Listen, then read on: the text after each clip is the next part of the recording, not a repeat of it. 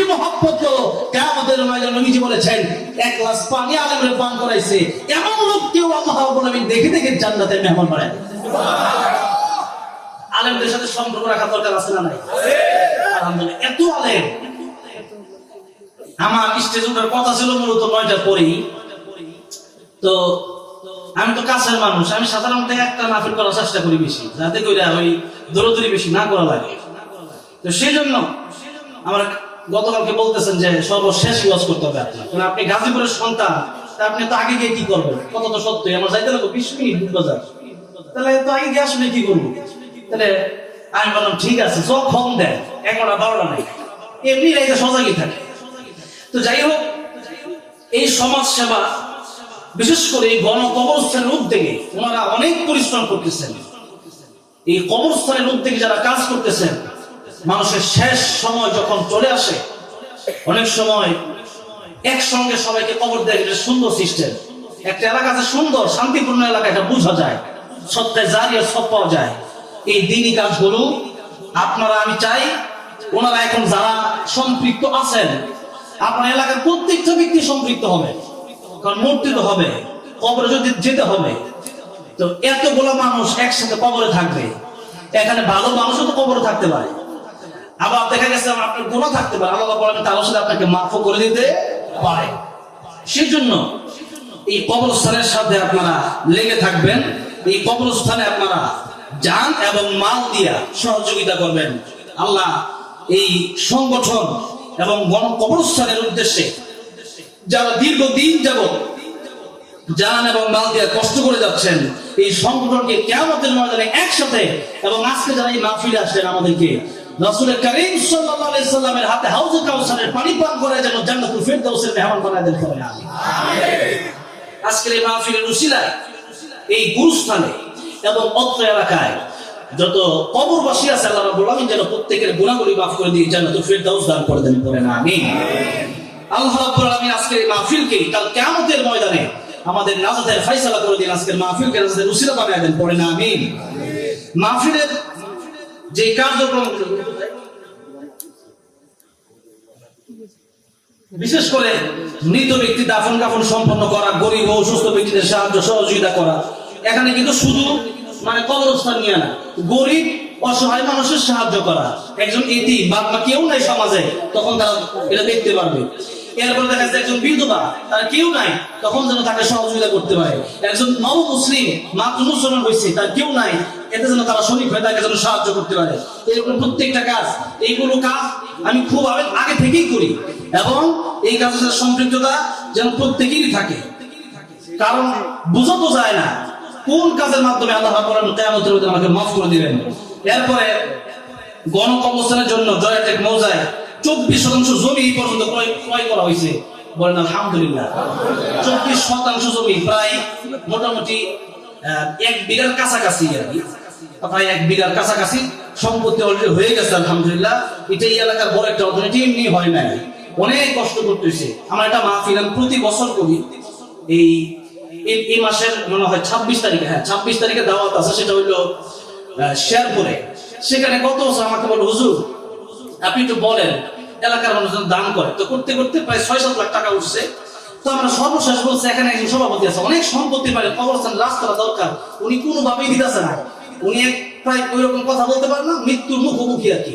তো ওনাকে একটু বলেন, আমি এত বুঝাইলাম উনি দিল না। তার মানে বুঝেন, এত বোঝানোর পর মৃত্যু সজ্জায় প্রায় সাহিত্য কবরে চলে যাবে বা এই লোকটা কবরের রাস্তার জায়গাটা দিল না। দেখা গেছে মনে করেন যে 1-2 কাঠা জায়গা আর কি, তো এই জায়গাটা উনি দিল না, জায়গার দাম 2 লাখ টাকা, দিল না। এই যে দিল না দেওয়ার কারণে পরে হতাশ হয়ে গেলাম। এই বছর আপনারা আসছে, আবার দাওয়াত দিছে, কিন্তু কথাটা হইলো 1 কাঠা জায়গা আমি এতবার চাইলাম তারপরেও দেয় নাই। তাহলে যেই যুবকরা প্রায় 1 বিঘার কাছাকাছি সম্পত্তি কবরস্থানের জন্য তৈরি করলো, এদের কাজটা কি সাধারণভাবে বেশি ভালো হয়েছে না কম ভালো হয়েছে? বেশি ভালো হয়েছে। এমন লোক যেই সমাজে থাকবে, এই সমস্যার উন্নয়ন হইতে বেশি দিন সময় লাগবে না।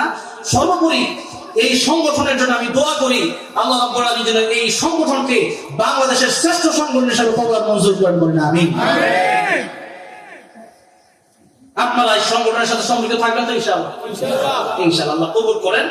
আসেন আল্লাহ প্রশংসা আদায় করে আমরা আলোচনার মূল যেই কথাগুলো আছে সেই দিকে আমরা যাই ইনশাআল্লাহ। অনেকেই কথা বলছে, আসলে ওলামায়ে কেরাম যেহেতু বেশি, রাত অনেক গভীর হয়ে গেছে, 12:15 বাজে, 12টা বেজে যাচ্ছে। 1 ঘন্টা সময় আপনাদের কাছে চেয়ে নিতে চাই। আমি বলছি 1টা পর্যন্ত চালাবো, তো উনি আমাকে ভাই বলছে যে ইন্ডিয়া গেছে 1 ঘন্টা বাস করতে পারেন, তাহলে কেন আপনি 1 ঘন্টা 2 ঘন্টা করতে পারবেন না? তো এখন কথা হয়েছে যে কত তো সত্যই, ইন্ডিয়া গেছে যেহেতু দূরে গেছে 1 ঘন্টা করতে, তাহলে এলাকায় তার বেশি করা দরকার, কারণ নিজের এলাকা আগে ঠিক করা দরকার, ঠিক কিনা বলে? তো যাই হোক, আপনাদের অবস্থা অনুযায়ী, কারণ খাইতে খাইতে যদি পেট ভরে যায় তখন দেখা গেছে যতই খাওয়ান দিবেন আর মজা লাগবে না। পেট ভরা, আপনি যদি বিরিয়ানি হাজি বিরিয়ানি না দেন মজা লাগবো? কি লিখে মজা লাগবো না? পেট ভরা, এনে মজা লাগার কিছু নাই। আবার খিদা লাগছে, সেবার ভর্তা ডাল দিয়ে দিলে, আলু ভর্তা দিলে আরে কোনো কথা নাই, ওরা তোরা খেয়াল নেই। নুন আনতে পান্তা পুরাই, লবণ আনতে আনতে বাদ শেষ, কারণ খিদা লাগছে। তো যতক্ষণ আপনারা থাকবেন, ক্ষুধা আসে ততক্ষণ পর্যন্ত আমি আছি ইনশাআল্লাহ। আর ক্ষুধা শেষ হয়ে যাবে, এরপর দিতে চাইলে নিতে পারবেন আপনারা, কারণ তো অনেক সময় পর্যন্ত নিতেছেন, অনেক কথা নেওয়ার লোড তো ক্ষমতা তো নাই, নিতে নিতে সব ভুলে গেলে লাভ নাই। এছাড়া যতক্ষণ পর্যন্ত আপনাদের ইমান স্পিড থাকবে ততক্ষণ পর্যন্ত ইনশাআল্লাহ আমি আসি। খুব জ্বর ছিল, আছে সারাদিন খুব জ্বর ছিল, কিন্তু আমি এখানে আসার পরে করলা ভাজি দিয়ে খাওয়ার পরে মোটামুটি কমে গেছে, আলহামদুলিল্লাহ। যাই হোক, আসেন আমরা সামনের দিকে যাই। আমরা সূরা মুলক এর 2 নম্বর আয়াত থেকে আমরা আজকে কথা বলবো বলি ইনশাআল্লাহ। ওয়া মা তাওফীকি ইল্লা বিল্লাহ। আল্লাহ সুবহানাহু ওয়া গরিয়া রব্বুল ইজ্জত ওয়াল জালাল, যিনি আমাদের মালিক, আকাশের মালিক, জমিনের মালিক, সে আল্লাহ রাব্বুল আলামিনের আলিশান দরবারে গভীর থেকে শুকর আদায় করছি,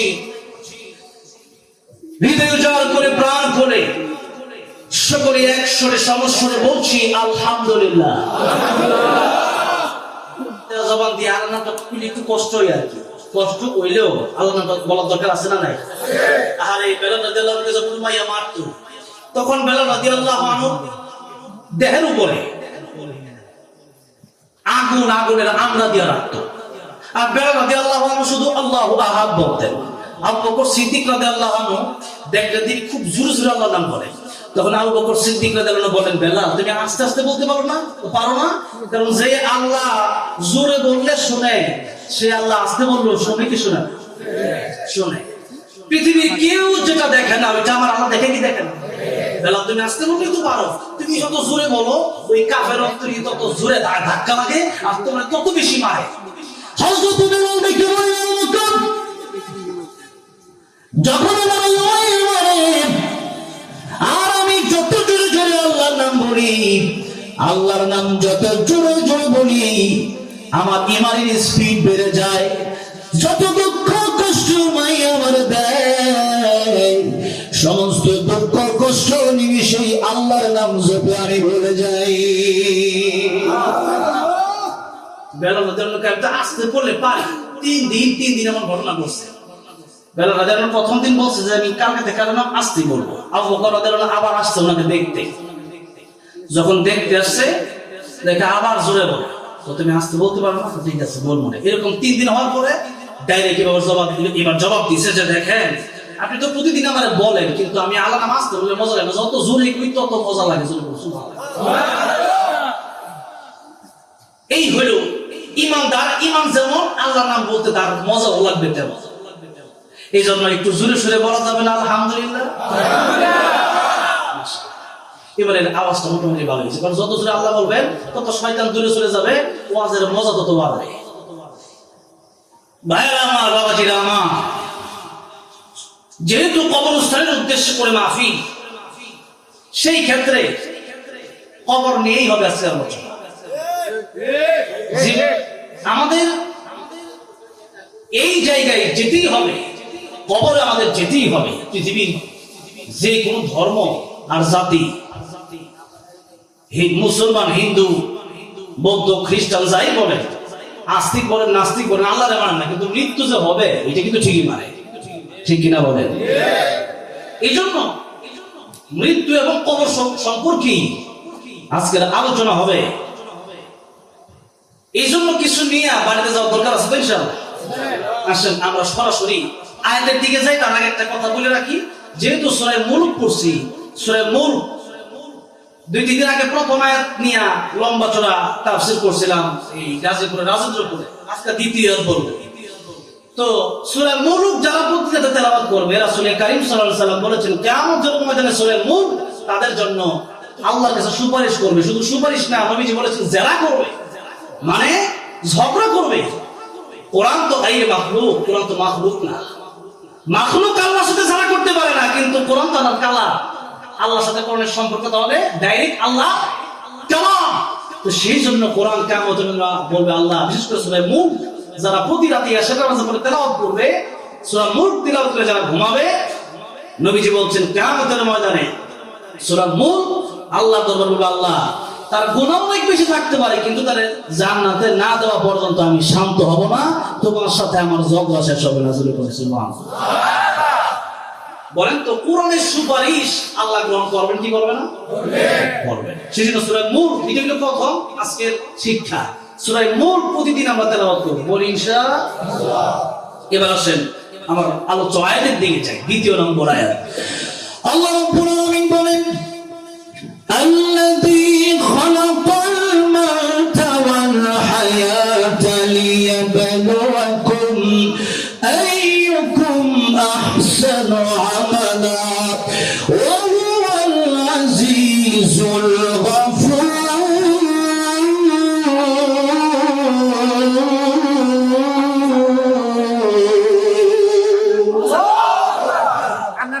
আল্লাহ বলেন যিনি মৌত সৃষ্টি করছেন, যে আল্লাহ মরণ সৃষ্টি করছেন, আল্লাযী খালাকাল মাউতা ওয়াল হায়াতা, যে আল্লাহ হায়াত সৃষ্টি করছেন। মরণ এবং হায়াত যে আল্লাহ সৃষ্টি করছেন, সে আল্লাহ রাব্বুল আলামিন নিজেই বলছেন আমি আল্লাহ রাব্বুল আলামিন মরণ সৃষ্টি করলাম, হায়াত সৃষ্টি করলাম। মৃত্যুর কথাটা আল্লাহ রাব্বুল আলামিন আগে বললেন, হায়াতের কথাটা আল্লাহ রাব্বুল আলামিন পরে বললেন। কিন্তু আমাদের মনে অনেকের প্রশ্ন জাগতে পারে যে আমরা তো আগে বাঁচি পরে মরি, তাহলে আমাদের হায়াতের কথা আল্লাহ আগে না বলার দরকার তো ছিল আল্লাযী খালাকাল হায়াতা ওয়াল মাউতা, কিন্তু আল্লাহ বললেন আল্লাযী খালাকাল মাউতা ওয়াল হায়াতা। তাহলে মরণের কথা আল্লাহ আগে বললেন কেন? মুফাসসির কেরাম পরে কয়েকটা ব্যাখ্যা লিখেছেন। এর প্রথম ব্যাখ্যাটা আল্লাহ রাব্বুল আলামিন নিজেই সূরা বাকারার ভিতরে বলেছেন। বলবো আয়াত? আল্লাহ বলতেছেন কাইফা তাকফুরুনা বিল্লাহি ওয়া কুনতুম আমওয়াতান ফাআহইয়াকুম সুম্মা ইউমীতুকুম সুম্মা يحييكم ثم إليه ترجعون।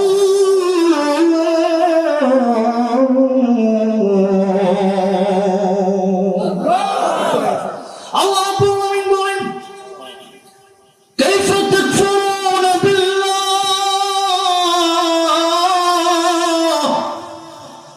মানুষ কিভাবে আমি আল্লাহর সাথে নাফরমানি করে, মানুষ কিভাবে গুনাহ করে, মানুষ কিভাবে আমি আল্লাহর সাথে কুফরি করে। ওয়া কুনতুম আমওয়াতা, এই মানুষ তো আগে মৃত ছিল, এরপরে এই মানুষকে আমি আল্লাহ জীবন দিলাম।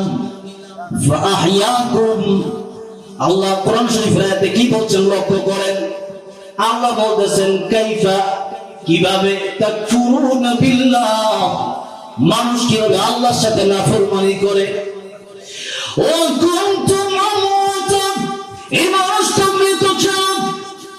আল্লাযী খালাকাল মাউতা ওয়াল হায়াতা, মনে আছে ওই আয়াত সূরা মুলকের আয়াত, সূরা মুলকের আয়াতের সাথে সূরা বাকারার আয়াতে মিলাম, একটু বোঝার চেষ্টা করুন।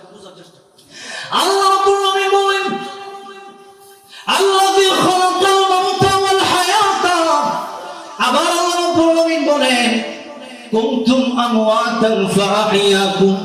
তাহলে সূরা মুলকের প্রথমে আল্লাহ মরণের কথা বললেন, পরে হায়াতের কথা। সূরা বাকারায় আসলাম, সেখানে এখন দেখি আগে আল্লাহ মরণের কথা বলেছেন, এরপরে হায়াত। এখন আল্লাহ ওই আয়াত যে অনেকের প্রশ্ন হইতে পারে যে মরণের কথা আল্লাহ আগে কেন বলেন, এবার আল্লাহ বুঝাই দিচ্ছেন বান্দারে তুমি তো আগে মরাইছিলা। আগে আমরা কি ছিলাম? মরাইছিলাম। কেমনে? মায়ের পেটে যখন ছিলা, এখনো দেহ তৈরি হয় নাই,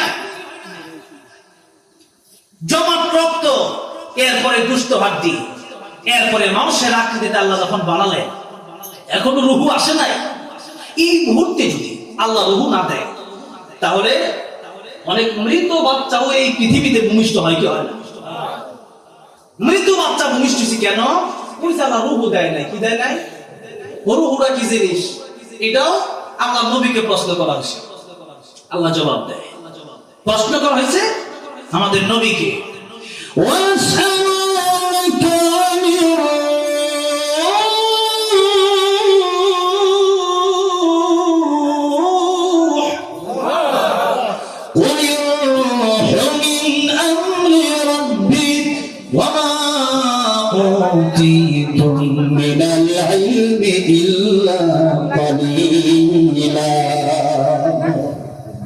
প্রশ্ন করা হচ্ছে রূহ কি জিনিস?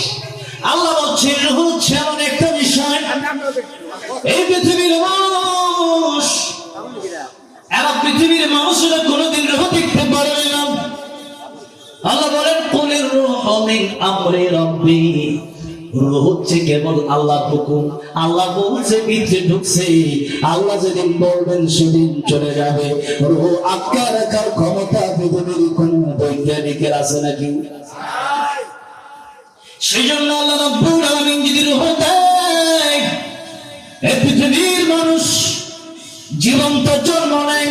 আর আল্লাহ যদি রূহ না দেয়, এই পৃথিবীর মানুষ জীবন্ত জন্ম নেয় না, মৃত জন্ম নেয়। তাই আল্লাহ বলছেন বান্দারে, তুমি তো ছিলা মৃত, আমি আল্লাহ রাব্বুল আলামিন তোমার জীবন দিলাম। এখন তোমার কত কাজ, জীবন দেওয়ার পরে তুমি কিন্তু ছোট যখন ছিলাম তখন তুমি এ দুনিয়ার সব কিছু বোঝো না, হাত দিয়ে কিছু ধরতে পারো না, হাঁটতে পারো না, কাজ করতে পারো না, কথা বলতে পারো না, তুমি কান্দো আর মায়ের মনে মায়া আমি আল্লাহ দিয়ে দিলাম। তাই তোমার কান্নার আওয়াজে মা বুঝতে পারে তোমার ক্ষুধা লেগেছে, তোমার ক্ষুধা লেগেছে বুঝতে পারার কারণে তোমার মার বুকে দুধ যে প্রয়োজন হবে, ওই দুধ বেশি গরম না, বেশি ঠান্ডা না। ডাক্তাররা বলেছেন পৃথিবীর এই ছোট্ট ছোট্ট নবজাতকদের জন্য মায়ের দুধের চাইতে উপকারী কোনো খাবার পৃথিবীতে নাই। বেশি গরম না, বেশি গরম দিলে বাচ্চার জিহ্বা পড়ে যাবে, আবার বেশি ঠান্ডাও না, বেশি ঠান্ডা দিলে বাচ্চার ঠান্ডা লেগে যাবে। এমন দুধ আল্লাহ ব্যবস্থা করে দিলে, মায়ের বুকে এতদিন দুধ নাই, কিন্তু বাচ্চা আসছে, মায়ের বুকে দুধ আল্লাহ দিয়ে দিছে। আল্লাহ রাব্বুল আলামিন বলেন, ও পৃথিবীর মানুষ, ছিলাম মৃত্যু, আমি আল্লাহর হুকুমে জীবন দিলাম। এরপরে বোঝো না কিছু, খালি কাঁদো, কথা বলতে পারো না। হাল আতা আলাল ইনসান হিনুম মিনাদ দাহর লাম ইয়াকুন শাইআন মাযকুরা। ও পৃথিবীর মানুষ, তোমাদেরকে আমি আল্লাহ জিরো থেকে হিরো বানিয়ে দিলাম। ও পৃথিবীর মানুষ, তাহলে তোমরা এক সময় ছিল না, আমি আল্লাহ তোমাদেরকে রূহ দিলাম, এরপরে তোমাদের জীবন আসে। তাই আল্লাহ বলছেন কুনতুম আমওয়াতান ফাহিয়াকুম, তোমরা ছিল মৃত, আমি আল্লাহ রাব্বুল আলামিন তোমাদেরকে জীবন দেওয়ার পরে তোমরা হয়ে গেলা জীবিত। এখন জীবিত বাচ্চারা যখন বড় হয়েছে, তাকে নিয়ে কত মানুষের কারাকারি, বিভিন্ন সমাজ তারা জানে, বিভিন্ন মানুষ তারা ডাকি, চাকরি করতে হয়, ব্যবসা করতে হয়, তার কাছে অভাব নাই, তার সময় এমন সময়টা এখনো হয় না যে আল্লাহ বান্দারে সময় দিল, সে বান্দা আল্লাহর জন্য একটা সময় দিতে পর্যন্ত পারে না। নামাজ পড়তে ডাকলে বলে সময় নাই, কি নাই? সময় নাই, তার সময় নাই। যে সময় আল্লাহ দিছে সে কয় আমার সময় নেই, নামাজ পড়ার সময় নাই। আহারে, এই জন্য আল্লাহ বলেন এই মানুষটা কেমনে আল্লাহর সাথে নাফরমানি করে, অথচ সময় তো আমি আল্লাহ দিলাম। তাহলে যে সময় আল্লাহ দিলেন 24 ঘন্টার সময়ের ভিতরে 1 ঘন্টার সময় যদি আল্লাহরে না দেই, কিয়ামতের ময়দানে যদি আল্লাহ জাহান্নামে দেয়, তাহলে সেটা কি আল্লাহর বেইনসাফ হবে না ইনসাফ হবে? এটা ইনসাফের বিচার হবে, আল্লাহ বেইনসাফের বিচার করবে না। আপনি 24 ঘন্টার ভিতরে 1টা ঘন্টা সময় নামাজের জন্য দিতে পারেন না, আপনার নামাজ পড়ার সময় নাই। যে আল্লাহ সময় দিল, আল্লাহ যদি ওই মায়ের পেট থেকে রূহ না দিত আপনি থাকতে পারতেন না। অথবা আপনার যে কম বয়সী কত মানুষ চলে গেছে, আল্লাহ যদি আপনার উপর নিয়ে নিত আপনি বাঁচতে পারতেন না। কিন্তু এখন নামাজের সময় হইলে পরে সময় নাই, মাহফিলের জন্য একটু বসতে বললে সময় নাই। তাহলে সময়টা দিল কে? এটা কি দেখলেন না? একটু দেখার দরকার আছে না? যে আল্লাহ সময় দিল, ওই মানুষটা যদি কয় যে আল্লাহ আমার সময়, আল্লাহ দেওয়ার পরও যদি বলে যে সময় নাই, এটা কি নিমুখ হারামি হয়েছে কি হয়? একচেয়ে বড় নিমুখ হারাম আর কেউ থাকতে পারে? ভাইরা আমার, বাবাজিরা আমার, তাই আল্লাহ বলছেন ও পৃথিবীর মানুষ, তোমরা আগে মরা ছিলা। মুফাসসিরগণ বলছেন মানুষ আগে মরা ছিল, এখন জীবিত হয়েছে রূহ দেওয়ার পরে, আগে মরাই ছিল। তাই আল্লাহ বলছেন আল্লাযী খালাকাল মাউতা ওয়াল হায়া। এটা হলো এক ব্যাখ্যা। কষ্ট দিতে আপনাদের সামনে দিকে যাওয়া যাবে ইনশাআল্লাহ। আমার গজল গজল বলছি, এটা গজলও গাইবেন ইনশাআল্লাহ। যেহেতু সঙ্গীতের ভক্ত আমার আলহামদুলিল্লাহ দেশে কোটি কোটি মানুষ, একটা সঙ্গীত যদি খালি 10 কোটি মানুষ শুনে, তাহলে পর 100 মিলিয়ন 10 কোটি, এটা দেখা যায় কত মানুষ শুনছে। তাইলে বলেন গজল তো শুনতে চাইতেই পারে, ঠিক না? ঠিক, আপনারাও শুনবেন ইনশাআল্লাহ। একটু আগে কিছু আমল ভিতরে ঢুকাই, কিছু এলেম ভিতরে ঢুকাই, এরপর ইনশাআল্লাহ খালি সিলেবাস থাকবে, তাহলে একলগে জমা হবে, এরপরে ইনশাআল্লাহ একসাথে। আল্লাহ রাব্বুল আলামিন মরণের কথা আগে বললেন। দ্বিতীয় নম্বর ব্যাখ্যা হচ্ছে এই পৃথিবীর জীবন আসল জীবন না। এই পৃথিবীর জীবনের পরে যে জীবন শুরু হবে, ওই জীবনটা আসল জীবন। সেই জন্য আল্লাহ রাব্বুল আলামিন বললেন আল্লাযী খালাকাল মাউতা ওয়াল হায়াতা। আল্লাহ রাব্বুল আলামিন বলেন যিনি মরণ সৃষ্টি করেছেন, যিনি হায়াত সৃষ্টি করেছেন, তার মানে এই পৃথিবীতে এসেছি আমার মৃত্যুবরণ করার জন্য। মরণ আমার হবে, মরণ আপনার হবে। শুধু আমার আপনার মরণ হবে তাই না, মালাকুল মউত আজরাইলেরও মরণ হবে, কি হবে না? সবার যখন মৃত্যু হয়ে যাবে, আল্লাহ রাব্বুল আলামিন বলেন মালাকুল মউত কে বাকি আছে?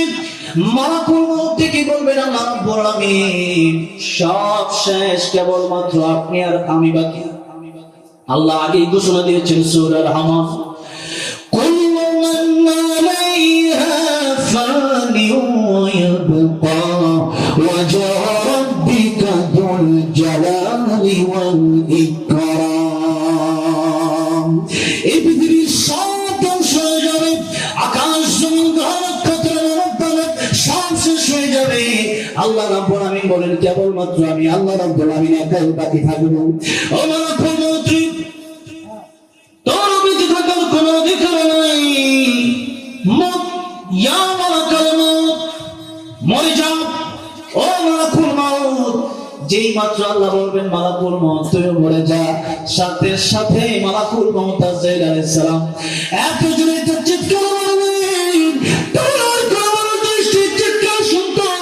দুনিয়ার সব মানুষ কোন ইন্তেকাল করতো, দুনিয়ার কোন পশু পাখি যদি কোনো চিৎকার শুনতো, দুনিয়ার পশু পাখিগুলো সেদিন মারা যেত।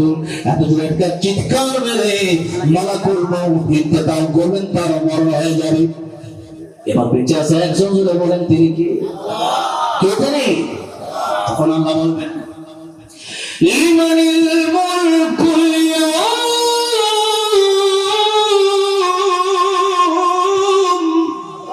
লিল্লাহিল ওয়াহিদিল কাহ্হার। আল্লাহ যেদিন জিজ্ঞাসা করবেন আজকের রাজত্ব কার, এখন জবাব দেওয়ার মতো যেহেতু কোনো মানুষও নাই, ফেরেশতা নাই, সবই মরে গেছে।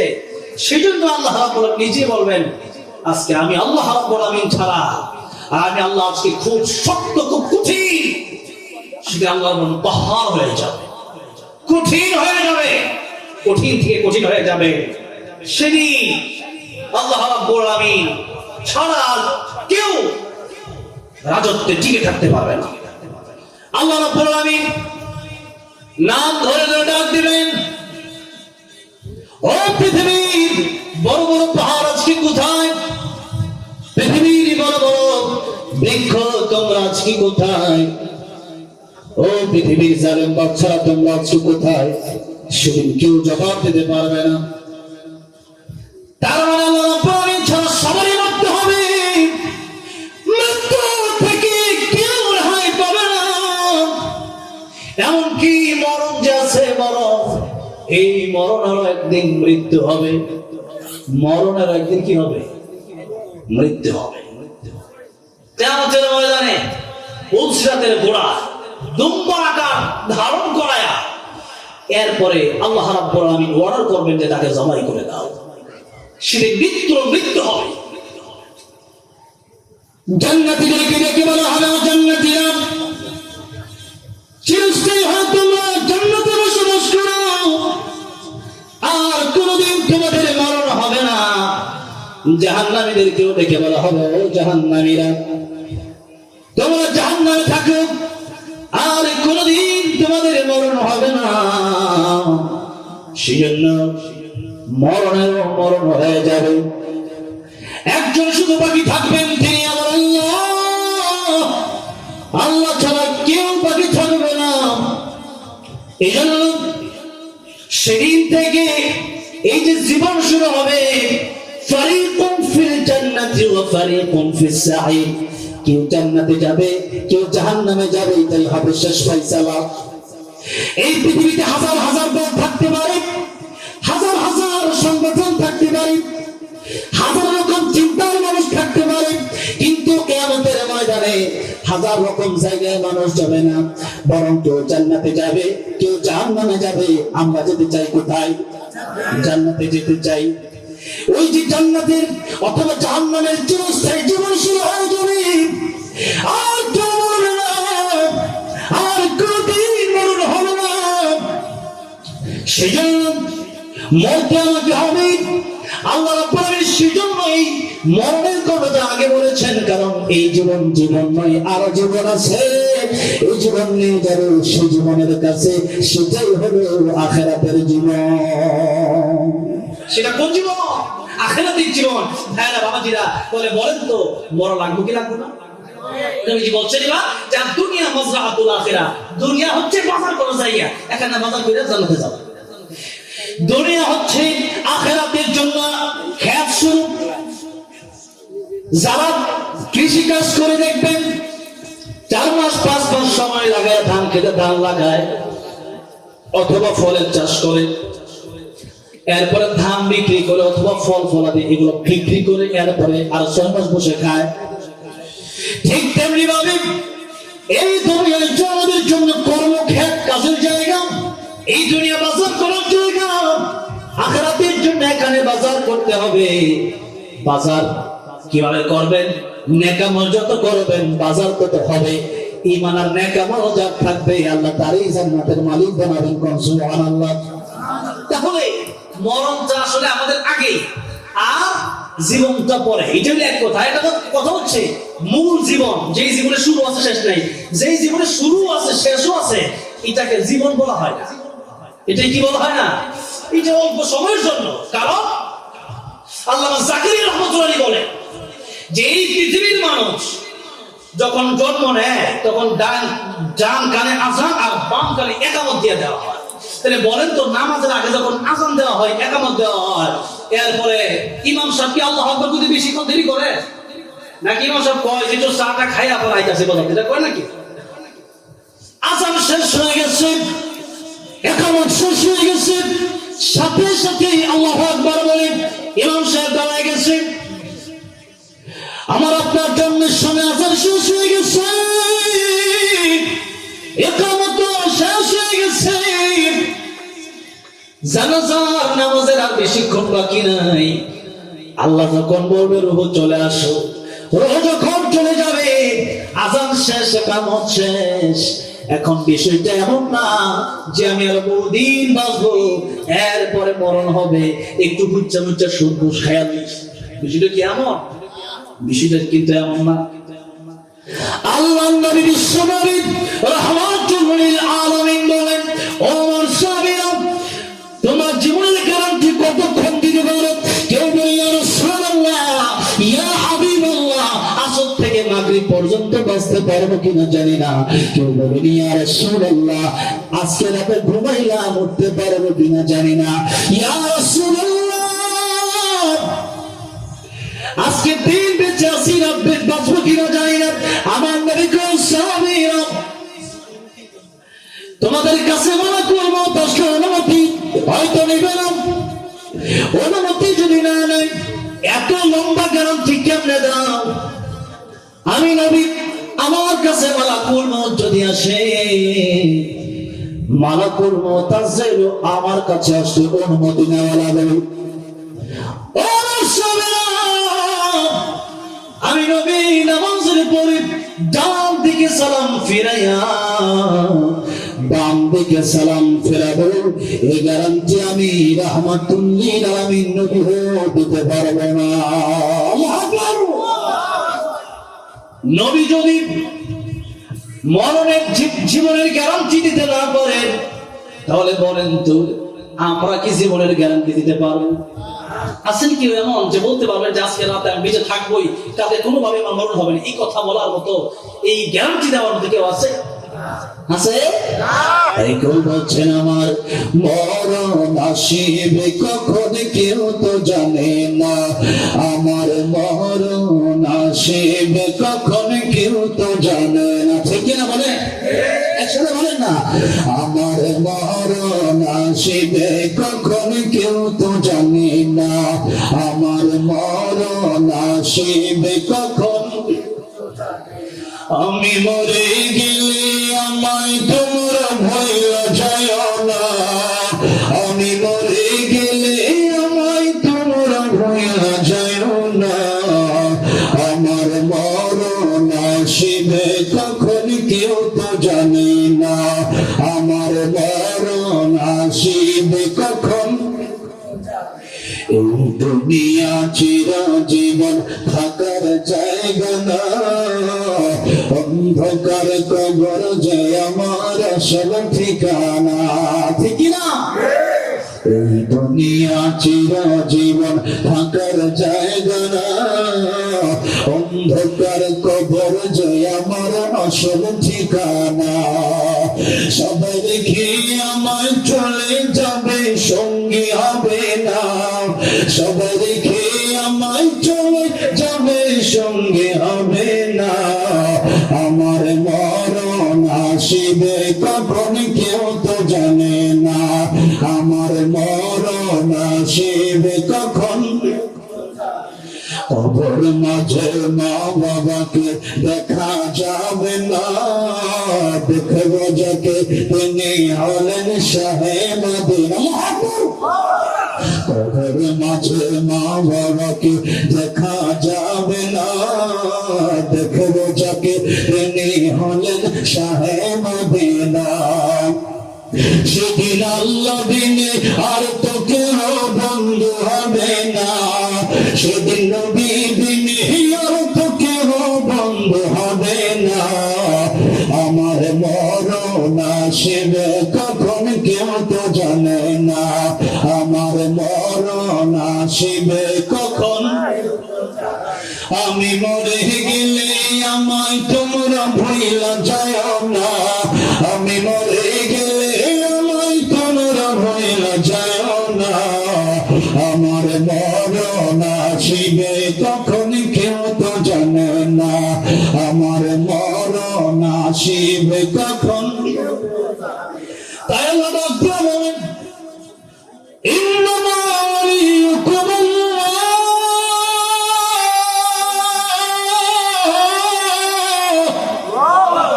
বন্ধু যদি বানাইতে হয়, আমি আমাকে তোমরা বন্ধু বানাও, কারণ তখন তোমার কেউ পৌঁছে না, আমি আমায় তোমার পৌঁছিলাম, আবার তোমার যদি তোমার কেউ ভালো না, সেদিন তোমার হয়ে যাবো।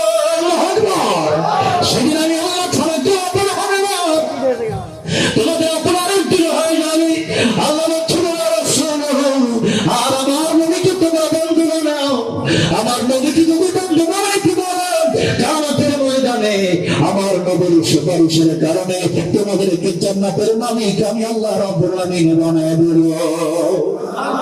তাহলে এক নম্বর বন্ধু হবে আমার আল্লাহ। এক নম্বর বন্ধু কে হবে? কবরে যাওয়ার আগে এক নম্বর বন্ধু কে হবে? দুই নম্বর বন্ধু হবে আমার রাসূল। দুই নম্বর বন্ধু কে হবে? আল্লাহ নিজের ব্যাপারে বললেন আলহামদুলিল্লাহি রাব্বিল আলামিন। আর আমার নবীর ব্যাপারে একই শব্দ ব্যবহার করে আল্লাহ বলছেন আরসালনাকা ইল্লা রাহমাতাল লিল আলামিন। রাহমাতুল লিল আলামিন নবী কোরআনে প্রমাণ। আশিক বিনে কে বুঝিব আমার দয়ার নবীর শান। ঠিক না বলে? কষ্ট হচ্ছে আপনাদের? একটু গাওয়া যাবে তো ইনশাআল্লাহ? আমার নবীর প্রেমে যদি একটু গান দেখি কষ্ট হবে? আশেপাশে গান না গাইয়া মাঝে মাঝে যদি নবীর প্রেমে আপনাদের রাসূল সাল্লাল্লাহু আলাইহি ওয়াসাল্লাম পড়েন তাহলে অন্তর আমার বলেন পরিষ্কার করে দেবেন। নবীর প্রেম অন্তরে যদি ঢুকে দিতে পারেন আল্লাহ বলেন এইও ছেড়ে কিয়ামতের মধ্যে মাফ করতে পারে। কি পারে? সেজন্য একসাথে গাইতে পারবো তো ইনশাআল্লাহ? প্রায় মনে হয় একটা বেজে গেছে নাকি? ও 12:30 বাজে। তাহলে এখনই জিমে পড়লে কি হবে? কতক্ষণ আর আলোচনা চলবে বলেন? 2 ঘন্টা।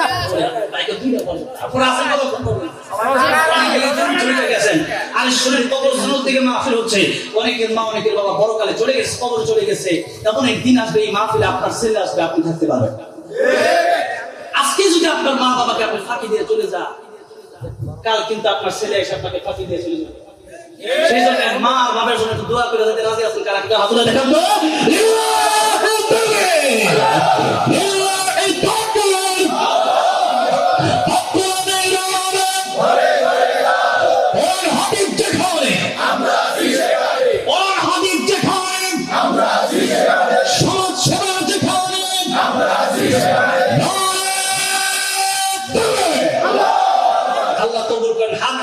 তাহলে কি আপনারা চুপ করে বসে থাকবেন? নামাজ পড়ে যাবেন ইনশাআল্লাহ। অনেকেই ঘুমাইতেছে। আরে একটু এই জন্য একসাথে গান করলে ইনশাআল্লাহ ঘুমটা ভেঙে যাবে। রাহমাতুল লিল আলামিন নবী রাহমাতুল লিল আলামিন কোরআনে প্রমাণ। আশিক বিনে কে বুঝিবে আমার দয়ার নবীর শান। আশিক বিনে কে বুঝিবে নবী আমার মদিনারি বলবো।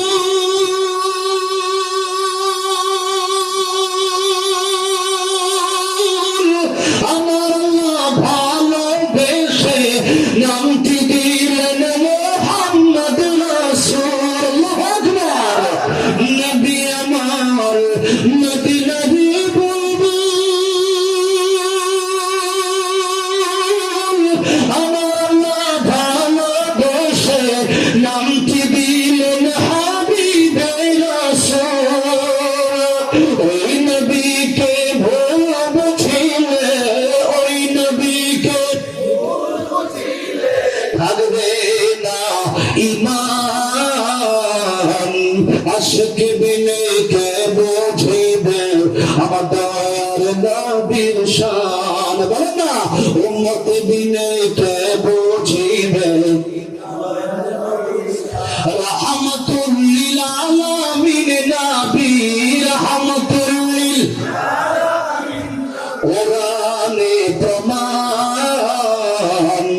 আশিক বিনে কে বুঝিবে আমার দয়ার নবীর শান। আশিক বিনে কে বুঝিবে। আমার ভাই আমার মুক্তি রাজত বলছেন আমি আল্লাহকে একদম বন্ধু বানাবো। আল্লাহকে যদি বন্ধু বানাবো আমার নবীর মাধ্যমে আমি আল্লাহর কাছে আসতে হবে। ইন কুনতুম তুহিব্বুনাল্লাহ ফাত্তাবিউনি ইউহিব্বুকুমুল্লাহ। আল্লাহ রাব্বুল আলামিন বলেন ও মুমিন আপনি বলেন যদি আমি আল্লাহর ভালোবাসা পেতে চাই, আমি আল্লাহকে যদি কেউ মহব্বত করে তাহলে যেন আপনার অনুসরণ করে আপনারা দান করে। তাহলে আমার নবীর অনুসরণের দরকার আছে না নাই? আমার নবীর সুন্নত তরিকা মানার দরকার আছে না নাই? সারা জীবন সুন্নত তরিকা মানেন নাই, কিয়ামতের ময়দানে সুপারিশ কিন্তু এমনি নসিব হবে না। এই জন্য নবীর সুন্নত আপনি অনুসরণ করেন। আমার নবীকে মডেল বানান। গায়ক নায়িকা, গায়ক গায়িকার খেলোয়াড়কে মডেল বানানোর দরকার নাই। এরা কিয়ামতের ময়দানে নিজে হাই উতাস হয়ে যাবে, নাফসি নাফসি বলবে। সেজন্য কিয়ামতের ময়দানে আমার নবীর সুপারিশ যদি চান, নামাজ না পড়া না পড়া, সুদ খাইয়া না খাইয়া,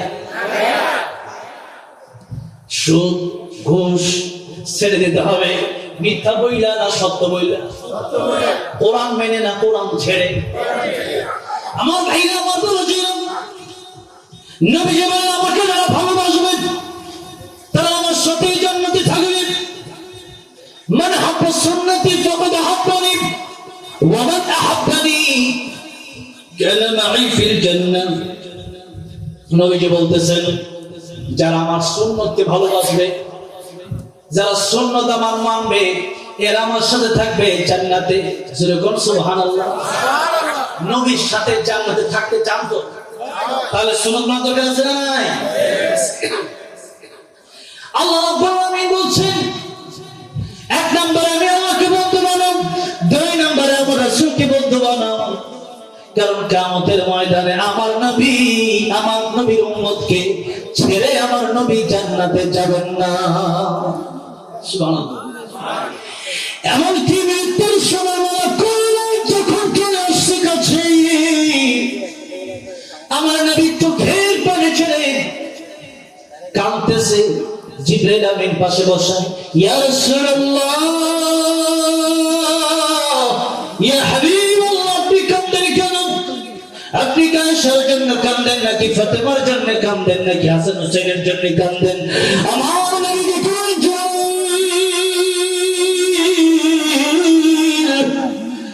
আমি আয়েশা আর ফাতেমা হাসান হুসাইনের জন্য কাঁদে না, আমি কাঁদি কেবলমাত্র আমার গুনাহগার উম্মতের জন্য। করে বলেন আল্লাহু আকবার।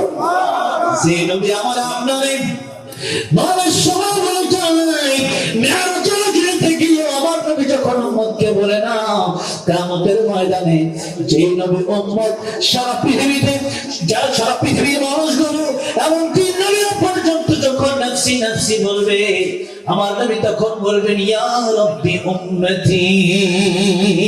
বলেন সেই নবীর সুন্নাত আমাদের জীবনে দরকার আছে না নাই? সেই নবীর সুন্নাত না মানলে কিয়ামতের ময়দানে যদি আপনি আল্লাহর নবীর সুন্নাত মানেন না, আবার কিয়ামতের ময়দানে নবীর সুপারিশের চাপ, আল্লাহ নিজেই কিয়ামতের ময়দানে হাউজে কাউসারের পানি যখন নবী পান করাবেন, তখন একটা পর্দা ফেলে দিবেন। সূরা কাউসারের ব্যাখ্যায় তাফসীরে কিতাবে এসেছে, আল্লাহ রাব্বুল আলামিন তখন একটা পর্দা ফেলে দিবেন। নবী বলবেন আল্লাহ পর্দা কেন ফেলা হবে? আল্লাহ বলবেন এরা আপনার খাঁটি উম্মত না, ভেজাল। এদেরকে হাউজে কাউসার পানি আপনি পান করাবেন দূরের কথা, আমি আল্লাহ পান করাইতে দেব না। আল্লাহ যদি বাধা দেয়, নবী কি পান করাবে? পান করাবে। ভাইরা আমার, বাবাজিরা আমার, তাই আমার আল্লাহ রাব্বুল আলামিনের হুকুম রাসূলুল্লাহ সাল্লাল্লাহু আলাইহি ওয়াসাল্লামের তরিকা যেভাবে আছে ওভাবে মেনে এটাই হচ্ছে নিজের জীবনের জন্য ফায়দাজনক। আল্লাহ রাব্বুল আলামিন বলেন পৃথিবীর মানুষের তিন নম্বরে যারা বন্ধু বানায় কবরে আসবা, তারা হচ্ছে সালিহিন নেককার। আল্লাযীনা আমানু আল্লাযীনা ইউকিমুনাস সালাতা ওয়া ইউতুনাজ যাকাতা ওয়া হুম রাকিউন। আল্লাহ বলতেছেন আমি আল্লাহ এবং রাসূলের পরে বন্ধু যারে বানাবা, দুই জামানায়ও যারে তারে বন্ধু বানানো যাবে না, যার তার সাথে চলা যাবে না। সাহাবাতে সালেহাতুনা সালেহাতুনা, সাহাবাতে তালেহাতুনা, সৎ সঙ্গে স্বর্গবাস আর অসৎ সঙ্গে সর্বনাশ। মানুষ যদি ভালো মানুষের সাথে চলে সে ব্যক্তি নামাজি হয়ে যায়, ভালো মানুষের সাথে চলে সে ব্যক্তিও ভালো হয়ে যায়। আর মন্দ মানুষের সাথে বিড়ি করে সেরে চলে কয়েকদিন পরে যে চলে ও বিড়ি খায়। ঠিক না? ঠিক বলে বিড়ি খাওয়া সাধারণ যুবকরা বিড়ি খাওয়া কিভাবে শিখে? আমি আমাদের গ্রামে দেখছি একজন যখন বিড়ি খায়, একটু খায়া বিড়ির পেছনের সাইডটা তুই একটু খা, ওই যে দিছে টান মারিয়া, ওই একটা দুইটা টান দেওয়ার থেকে সুচ গেছে। ছোটবেলা একবারে পীরের অনুষ্ঠান আমার বাড়ির পাশে স্নেহ করে আমাকে আমার কয়েকজন বন্ধু বলতেছে আমরা সবাই মদ খাবো, চল আমাদের সাথে, তুইও মদ খাবি। আমি কি চাই কোরআনের হাফেজ, তোরা মদ খাইতে পারো, আমি খাইতে পারি, যেরকম সুবহান। আমি এই কথা বলছি, আমি কোরআন শিখেছি, যে অন্তরে কোরআন প্রবেশ করেছে সেই অন্তরে মদ প্রবেশ করতে পারবো। আল্লাহর ভয় যার অন্তরে থাকবে, র্যাব আর পুলিশ আর সেনাবাহিনী দিয়ে তাদের ভালো করা লাগবে না, আল্লাহর ভয়ে সে ব্যক্তিটা ভালো হয়ে যাবে। তাই কালো আর ধলা দিয়া পৃথিবীর মানুষের বিচার হবে না, লম্বা খাটো দিয়া পৃথিবীর মানুষের বিচার হবে না, ধনী আর গরিব দিয়া পৃথিবীর বিচার হবে না। আল্লাহর কাছে যদি কেউ হতে চায়, আল্লাহ রাব্বুল আলামিন বলেন ইন্না আকরামাকুম ইনদাল্লাহি আতকাকুম। আমার ভয় যার অন্তরে থাকবে, আল্লাহর ভয় যার অন্তরে থাকবে, সে ব্যক্তির মতো ভালো মানুষ আমি আল্লাহর কাছে আর কেউ হতে পারে না। কারণ সে ব্যক্তি যখনই গুনাহ করতে যাবে, সে ব্যক্তি চিন্তা করবে আমার পৃথিবীর কোন পুলিশ দেখবে না, আমার সেনাবাহিনী দেখবে না, র্যাব দেখবে না, আমার বাবা মা আমার দেখবে না, আমার স্ত্রী আমার দেখবে না, আমার স্বামী আমার দেখবে না, আমার ভাই আমার দেখবে না। পৃথিবীর কেউ যদি আমার না দেখে, আমার একজন দেখবে, সে বলেন তিনি কে।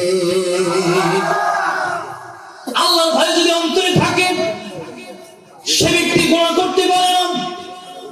কারণ আল্লাহ রাব্বুল আলামিন বলছেন, ও পৃথিবীর মানুষেরা, وَنَحْنُ أَقْرَبُ إِلَيْهِ مِنْ حَبْلِ الْوَرِيدِ।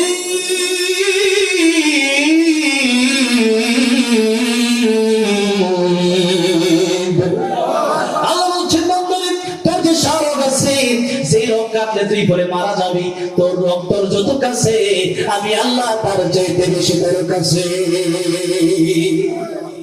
ও বান্দারে, গভীর রজনীতে তোরা আমি প্রতিরোধে রাখতে থাকি, আলামের মুস্তাগফিরিন ফাগফিরুহু।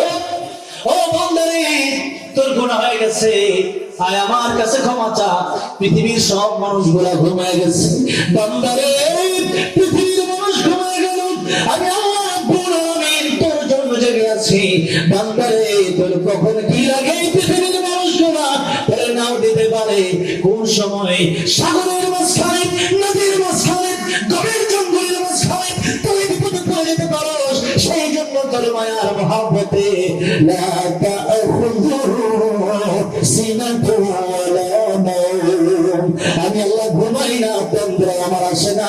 বান্দারে, তোর মায়ের কারণে চিৎকার হয়ে পড়েন সুবহানাল্লাহ। যে আল্লাহ বান্দার জন্য ঘুমায় না, সেই বান্দা আল্লাহর জন্য উঠে না, সেই বান্দা ঘুমায়। ফজরে যখন ডাকা হয় হাইয়া আলাস সালাহ, ফজরে যখন বলা হয় আসসালাতু খায়রুম মিনান নাওম, যখন নামাজের সময় হয়, তখন আমরা ল্যাপটপে টান দিয়া বলি না, ঘুমের চাইতে নামাজ ভালো, নামাজের চেয়ে আমার ঘুমই ভালো। যেরকম ঠিক না বেঠিক? আহা, যে আল্লাহ রাব্বুল আলামিন গভীর রজনীতে বান্দাকে রাখো, বান্দা তোর কি লাগবে আমি ডাকি আয় আয় আয়। দুনিয়ার মানুষ নিজের বাপের কাছেও এক জিনিস বারবার চাইলে বাপও বিরক্ত হয়ে যায়, মায়ের কাছেও একটা জিনিস বারবার চাইলে মা বিরক্ত হয়ে যায়, ভাইয়ের কাছে একটা জিনিস বারবার চাইলে ভাই বিরক্ত হয়ে যায়, নেতার কাছে একটা জিনিস বারবার চাইলে নেতাও বিরক্ত হয়ে যায়, আমার কাছেও যদি কেউ একটা জিনিস বারবার চাই আমি বিরক্ত হয়ে যাই। তাহলে আর কত দিব, তোর আর কত লাগবে? ঠিক কিনা বল? কিন্তু আমার আল্লাহ ডাক দিয়ে কয়, বান্দারে যত চাইবি আমি আল্লাহ তত খুশি হয়ে যাই। আমি আল্লাহর কাছে যতই তুমি চাইব, আমি আল্লাহ ততই খুশি হয়ে যাব। আমি আল্লাহ রাব্বুল আলামিন, তুমি যতই চাইবে ততই খুশি হয়ে যাব। বান্দারে, অনেক সময় বান্দা দোয়া করে কবুল হয় না, বিষয়টা এমন না। হালাল যদি কেউ খায় তার দোয়া কবুল হবে না কেন? হারাম খেলে দোয়া কবুল হবে না। হালাল যদি কেউ খায় তার দোয়া অবশ্যই কবুল হবে। বলবেন হুজুর, তাহলে কত দোয়া করলাম কবুল যে হইল না? আরে আমার আল্লাহ তো যারা ইমানদার তাদেরকে 1 নম্বরে পরীক্ষা করে 2 নম্বরে আমার আল্লাহ রাব্বুল আলামিন চায় দুনিয়াতে তারা যত কষ্ট হোক না কেন, আখিরাতে সে যেন জাহান্নামে না যায়, সে যেন জান্নাতে আসে। আর আমি আল্লাহর সাথে যেন তার দিদার হয়ে যায়, আল্লাহ রাব্বুল আমিন সেটা চায়। অনেক সময় দোয়া দুনিয়াতে কবুল হয় না, সেই দোয়াটা আমার আল্লাহ রাব্বুল আমিন আখিরাতের জন্য রেখে দেয়। দোয়া হচ্ছে এমন এক আমল, যে আমল করলে পরে এটা এখানে কোনো লস নাই। আপনি যখন দোয়া করবেন, দুনিয়াতে যদি কবুল হয়ে যায় তো ভালো, আর যদি নাও কবুল হয়, হালাল যদি খান, কিয়ামতের ময়দানে এই দোয়াকে আল্লাহ পাহাড় পরিমাণ নেকি বানাইয়া আপনাকে জান্নাতে প্রবেশ করায় দিবে। সেই জন্য মন খারাপের কোনো প্রশ্ন নাই, যে দুনিয়াতে দোয়া কবুল হয় না, এই মন খারাপ করার কোনো দরকার নাই। ভাইরা আমার, বাবাজিরা আমার, আল্লাহ রাব্বুল আলামিনের কাছে চাইতে হবে। আল্লাহকে বন্ধু বানাইয়া কবরে যেতে কি আপনার রাজি আছে? আল্লাহর বন্ধু বানায় যদি কবরে যেতে চান, আল্লাহর বন্ধু বানানোর সবচেয়ে সুন্দর সিস্টেম হচ্ছে বেশি বেশি সিজদা দেন, ওয়াসজুদ ওয়াক্তারি, যত সিজদা দিবেন আল্লাহ নিকটবর্তী হয়ে যাবে। এইজন্য বেশি বেশি তাহাজ্জুদ করবেন। কি করবেন? তাহাজ্জুদ করবেন, বলে ইনশাআল্লাহ। ভাইরা আমার, বাবাজিরা আমার, তাহলে মরতে হবে। আল্লাহ বলার কথা আগে বললেন, মরণের কথাই পৃথিবীর মানুষকে স্মরণ করে দিলেন। ও পৃথিবীর মানুষেরা, তোমাদের কিন্তু মরতে হবে। তাহলে আমি আল্লাহ রাব্বুল আমিন তোমাদেরকে মরণ দিলাম, মরণকে আমি আল্লাহ সৃষ্টি করলাম, জীবনকে আমি আল্লাহ দিলাম। আল্লাহ রাব্বুল আমিন যদি কাউকে মেরে ফেলেন, পৃথিবীর কেউ বাঁচাতে পারবে না। আবার আল্লাহ রাব্বুল আমিন যদি কাউকে বাঁচায় রাখেন, পৃথিবীর কেউ তাকে মারতে পারবে না। জাকারিয়া আলাইহিস সালাম, মারইয়াম আলাইহিস সালাম, উনার খালু ছিলেন, ওয়াকাফালাহা জাকারিয়া। জাকারিয়া আলাইহিস সালাম উনি ছিলেন বাইতুল মুকাদ্দাসের ইমাম। মারইয়াম আলাইহিস সালামের আম্মা, উনি আল্লাহর কাছে দোয়া করেন, আল্লাহ আমার যদি কোনো সন্তান হয়, তাকে আমি মসজিদের খাদেম বানায় দেব, মসজিদে যদি বাইতুল মুকাদ্দাসের জন্য ওয়াকফ করে দেব। কয়েকদিন পরে সন্তান হইল, মেয়ে সন্তান, নাম তার মারইয়াম আলাইহিস সালাম। সুবহানাল্লাহ। তিনি একটু মনটা খারাপ করলেন যে একটা মেয়ে হইছে, একটা ছেলে হইলে তো মনে হয় ভালোই, তাই তো ভাবছিলাম ছেলে হবে, মসজিদের খাদেম, মসজিদ পরিষ্কার করবে। কিন্তু মেয়ে যে হইছে, আল্লাহ কয়, ও মারইয়ামের আম্মা, রাগ কইরো না, তোমাকে যে মেয়ে দিছি, লক্ষ লক্ষ পুরুষের চাইতে দামি একটা মেয়ে। সাধারণ পুরুষরাও এই মারইয়ামের মতো দামি নয়। যেরকম সুবহানাল্লাহ। অবশেষে মারইয়াম আলাইহিস সালামকে ওয়াকফ করে দিলেন বাইতুল মুকাদ্দাসের জন্য। এখন তো দায়িত্ব কি নেবেন? কফিল কে হবে? সৌদি আরব কেউ গেছেন? এখানে সৌদি, কাতার, দুবাই বা মিডল ইস্টে কেউ গেছেন? কেউ নাই? ওই যে প্রায় গেছেন, বা হ্যাঁ অনেক লোক আছে। তো ওই দেশে কফিল আছে না? কফিল এখন মানে কার দায়িত্বে আপনি থাকবেন? মারইয়াম আলাইহিস সালাম তাফসীরে কিতাবে আসছে, একটা বাচ্চা 1 বছরে যত বড় হয়, মারইয়াম আলাইহিস সালাম একদিনে ততটুকু বড় হয়ে গেছে। আল্লাহ কুদরত। এবার যখন দিয়ে দিচ্ছে বাইতুল মুকাদ্দাসে ওয়াকফ করে, 19 জন ইমাম, তখন বাইতুল মুকাদ্দাসের কয়জন ইমাম? 19 জন ইমাম। 19 জন ইমাম তারা তাকে নেওয়ার জন্য পাগল করা হয়ে গেছে। এখন 19 জন ইমাম চিন্তা করলো যে কিভাবে, কে নিবে? সবাই কারাকারি শুরু করছে যে আমি নেব। আর একদিকে মারইয়াম আলাইহিস সালামের খালু জাকারিয়া আলাইহিস সালাম, তিনি খালু, একদিকে আত্মীয় সম্পর্ক, আবার বাইতুল মুকাদ্দাসের ইমাম, তিনি বলেন আমি নেব।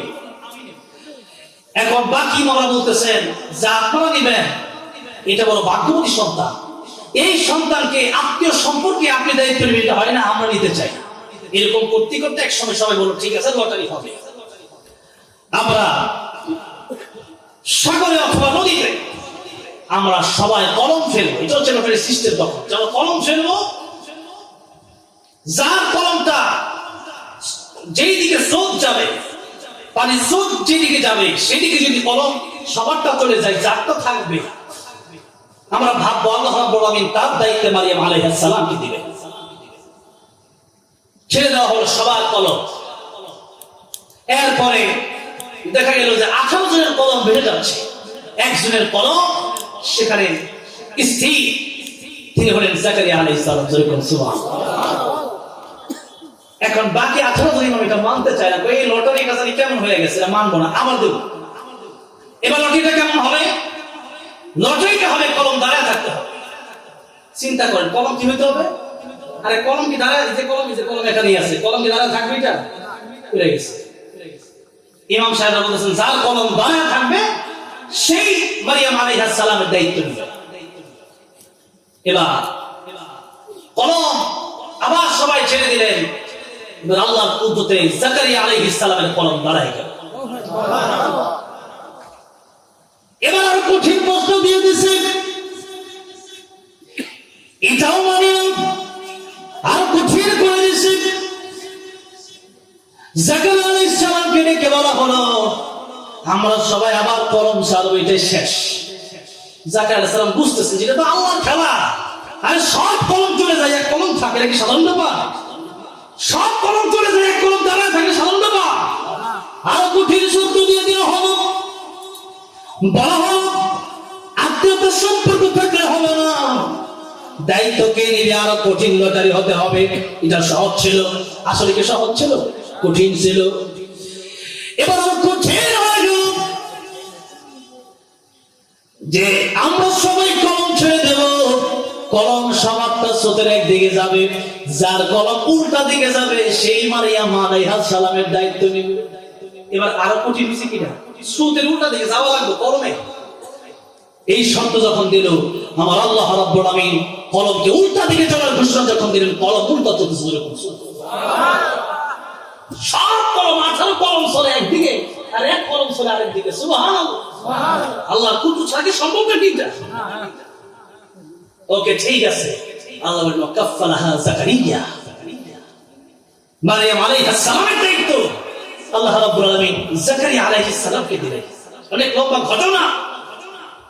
মারিয়াম আলাইহিস সালাম একটা ঘরে থাকে, সেখানে সেই বাইতুল মুকাদ্দাসের খেদমত তিনি করেন, আর একটা কক্ষ তাকে দিয়ে দেওয়া হয়েছে।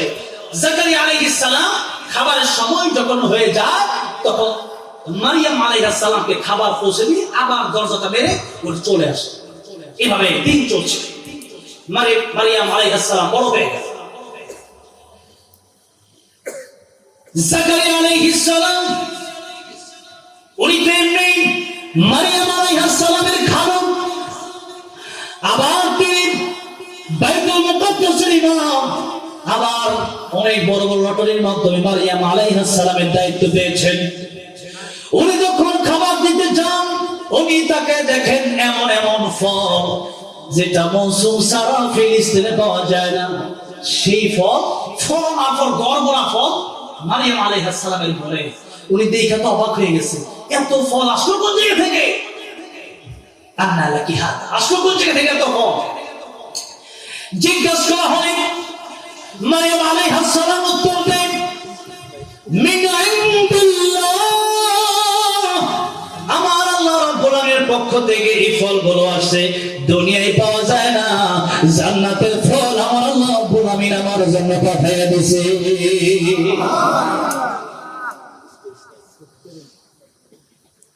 ঈসা আলাইহিস সালাম, মারিয়াম আলাইহিস সালামের গর্ভে ঈসা আলাইহিস সালাম আসলেন, বাবা ছাড়া। সুবহানাল্লাহ, সুবহানাল্লাহ। এতে করে ইহুদিদের মনে প্রশ্ন হলো, জাকারিয়া আলাইহিস সালাম মনে হয় তার সাথে কোনো অনৈতিক সম্পর্ক তৈরি করছে। নাউজুবিল্লাহ। অতঃপর যে ঘটনা বোঝাতে চাই, অনেক লম্বা ঘটনা। ইহুদিরা জাকারিয়া আলাইহিস সালামকে মানার জন্য অনেক ইহুদিরা তার পিছু লাগলো। জাকারিয়া আলাইহিস সালামকে তারা হত্যা করবে, করাত নিয়ে দৌড়াইতেছে। জাকারিয়া আলাইহিস সালাম উনি তো নবী, ঠিক আছে নবী, কিন্তু কথা হইছে একটা মানবিক দুর্বলতা। এখন 20 জন ডাকাত যদি আমার দৌড়ায়, আমি কেন বসে থাকবো? আমি তো দৌড় দেবো। অথবা একজন মানুষকে যদি 100 জন মানুষ পিটাইতে চায়, সে এখান থেকে বাঁচার জন্য চেষ্টা করবে না? বলেন, মানুষ হিসাবে চেষ্টা করবে কি করবে না?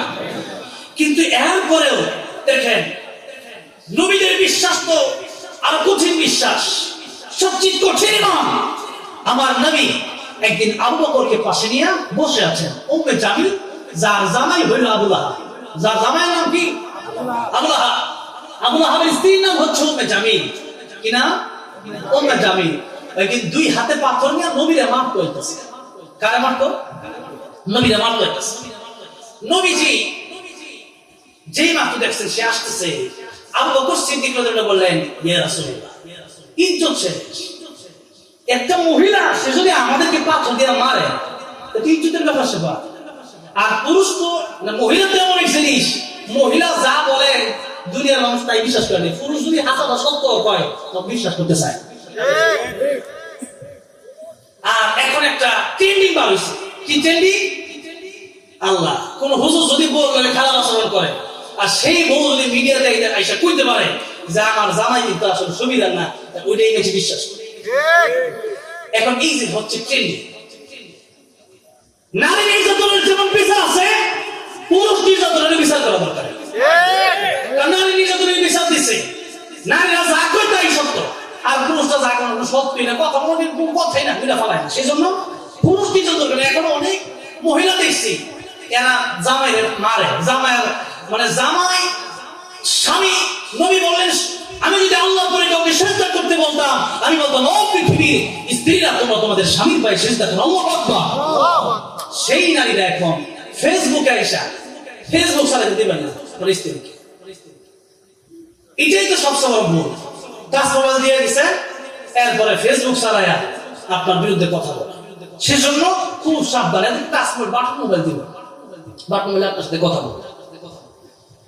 ভাইয়েরা আমার, বাবাজিরা আমার, উম্মে জামিল এমনি মহিলা, আবার আসে নবীকে হামলা করতে। আবু বকর সিদ্দিক রাদিয়াল্লাহু আনহু দেখে, ইয়া রাসূলুল্লাহ, এই যে উম্মে জামিল আসতেছে মারার জন্য, নবীকে, আবু বকর তুমি বসে থাকো, কোনো চিন্তা করার দরকার নাই, আমি শুধু কোরআন তেলাওয়াত করব। কি কি তেলাওয়াত করব? নবী যে কোরআন তেলাওয়াত শুরু করে দিলেন,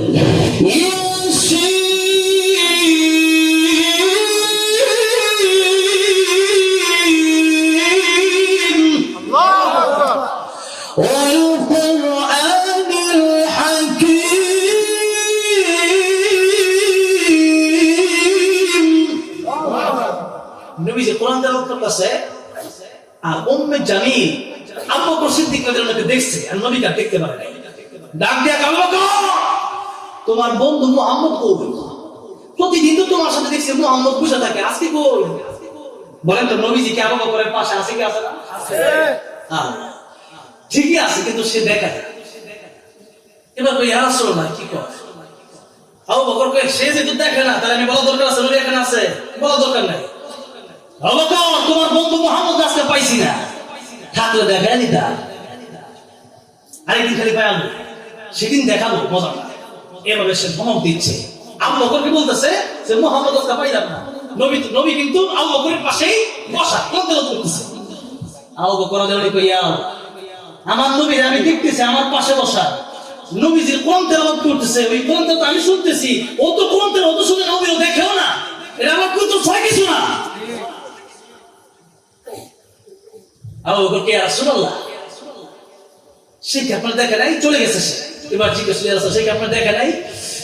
নবী বলেন, আবু বকর, আল্লাহ রাব্বুল আলামিন কুরআন শরীফে আগে জানাইয়া দিয়েছেন, ওয়া ইযা ক্বারা'তাল কুরআন জাআলনা বাইনাকা ওয়া বাইনাল্লাযীনা, আল্লাহ রাব্বুল আলামিন বলেন, ও নবীজি, আপনি যখন কোরআন তেলাওয়াত করেন, কাফেরদের আপনার মাঝে আমি আল্লাহ একটা পর্দা ফেলে দিই, হিজাবান মাসতুরা, পর্দা ফেলে দিই। আমি কোরআন তেলাওয়াত যখন করতেছিলাম, তখন সে আমার আর দেখতে পারে নাই। সুবহানাল্লাহ। আরে দেখেন, এই কথাটা আমি মাঝখানে কেন বললাম? ওয়াজ না বুঝা পড়া আসলে কিচ্ছু বুঝবেন না, কারণ পড়া শুনলে আপনারা বুঝবেন কোন জায়গা থেকে কোন জায়গায় গেছে, আপনারা লাস্টে বুঝবেন। তাই দেখেন, একদিকে জাকারিয়া আলাইহিস সালাম, ওনাকে যখন ইহুদিরা আসছে মারার জন্য, উনি দৌড় দিলেন, আর অপরদিকে আমাদের নবী, এনাকে যখন এইটাই বোঝানোর উদ্দেশ্য, উম্মে জামিল আসছে পাথর নিয়ে মারার জন্য, নবী কি দৌড় দিছে? নবী বসে আছে, এরপর সে নবীকে দেখতে পারে না। তাহলে সেই পর্দাটা জাকারিয়া আলাইহিস সালামের ক্ষেত্রে আল্লাহ ফালাইতে পারতেন কি পারতেন না? কিন্তু এরপরও যখন জাকারিয়া আলাইহিস সালাম দৌড় দিছে, তখন জাকারিয়া আলাইহিস সালাম একটা গাছের ভিতরে প্রবেশ করে, আর সেই গাছের ভিতরে প্রবেশ করলেও পরে শয়তান ইহুদিকে বলে দিল, জাকারিয়া আলাইহিস সালাম এই গাছের ভিতরে আছে, তোমরা এই গাছটা কাটো। ইহুদিরা কয়, মানুষ আবার গাছে ঢুকে কেমনে? শয়তান কয়, দেখো ওই যে তার পাঞ্জাবির যে কাপড়টা একটু বের হয়ে আছে, ওইটা কোন কাপড় হতে পারে, গাছের ভিতরে মানুষ ঢুকে কেমনে? তারা তখনও বিশ্বাস করতে পারে না। এবার শয়তান বলছে, আমার বাইনা রাখা এক গাছের সাথে, আর তারে জাকারিয়া আলাইহিস সালামকে তোমরা এখানে কাটো, যদি জাকারিয়া আলাইহিস সালামকে ভিতরে না পাওয়া যায় তোমরা আমার মেরে রাখো। চিন্তা করেন, শয়তান সে আমার দেখছে কাজে ঢুকছে। এবার শয়তানের কথা অনুযায়ী কলাপ দিয়া গাছটাকে দ্বিখণ্ডিত করা হলো, জাকারিয়া আলাইহিস সালাম দুইটা পারবে। তাহলে তিনি বাঁচতে চাইছে, আল্লাহ কয় আজকে আপনাকে আমি আর বাঁচতে দিব না, আজকে আপনার মরণ হয়ে যাবে। এটা আল্লাহ এইভাবে লিখে রাখছেন, জাকারিয়া আলাইহিস সালামের মরণ হয়ে যাবে। তাহলে বলেন আমরা বাঁচতে চাইলে কি বাঁচতে পারবো? আমার উপরে দেখেন, ইউনূস আলাইহিস সালাম চারটা অন্ধকারের ভিতরে যখন নাকি পানির ভিতরে চলে গেলেন, একটা মাছে ইউনূস আলাইহিস সালামকে ঘিরে ফেলেছে, সেই মাছকে আরেকটা মাছ ঘিরে লাগছে। যেরকম সুবহানাল্লাহ, আল্লাহ তোর ভিতরে খাবারের জায়গা থাকবে এক জায়গায়, আর আমার ইউনূস সুন্দরভাবে থাকবে আরেক জায়গায়, আমার ইউনূসের যেন কোনো ডিস্টার্ব না হয়। ইউনূস আলাইহিস সালাম কি একটা মাছ খেয়েছে, চারটা অন্ধকার, একটা হলো রাতের অন্ধকার, আরেকটা হইলো সব কম পড়ে, এগুলো মজা মাছ খেতে পারবো না। আল্লাহ রাব্বুল আলামিন যখন দেখলেন ইউনূস আলাইহিস সালাম সেই মাছের পেটে গেলেন, মাছকে সাবধান করে দিলেন। এক হইলো রাতের অন্ধকার, আরেকটা হলো সাগরের তলদেশে সাগরের অন্ধকার, আরেকটা হলো যেই মাছটা খাইছে ওই মাছের অন্ধকার, আরেকটা হলো সেই মাছ আরেক মাছের খাইছে ওই মাছের অন্ধকার। কয়টা অন্ধকার হইলো? এই চারটা অন্ধকারের ভিতরে ইউনূস আলাইহিস সালাম বেঁচে আছেন। 40 দিন পর্যন্ত সেখানে তিনি রইলেন, কোন ক্ষতি ইউনূস আলাইহিস সালামের হইল না। এবার নবী যেখানে যাই ফেরেশতাও সেখানে যাই, এটাই হলো আল্লাহ কোরআনে এমন সিস্টেম করে দিয়েছেন। ইউসুফ আলাইহিস সালাম তিনি যখন জেলখানায় গেছে, তখন জিবরাইল আলাইহিস সালাম ইউসুফ আলাইহিস সালামের সাথে, ইউসুফ আলাইহিস সালাম দেখেন, জিবরাইল আমি জেলখানায় আসছি, তো অপবিত্র জায়গা, আপনি এখানে কেন আসলেন? আপনি তো পবিত্র।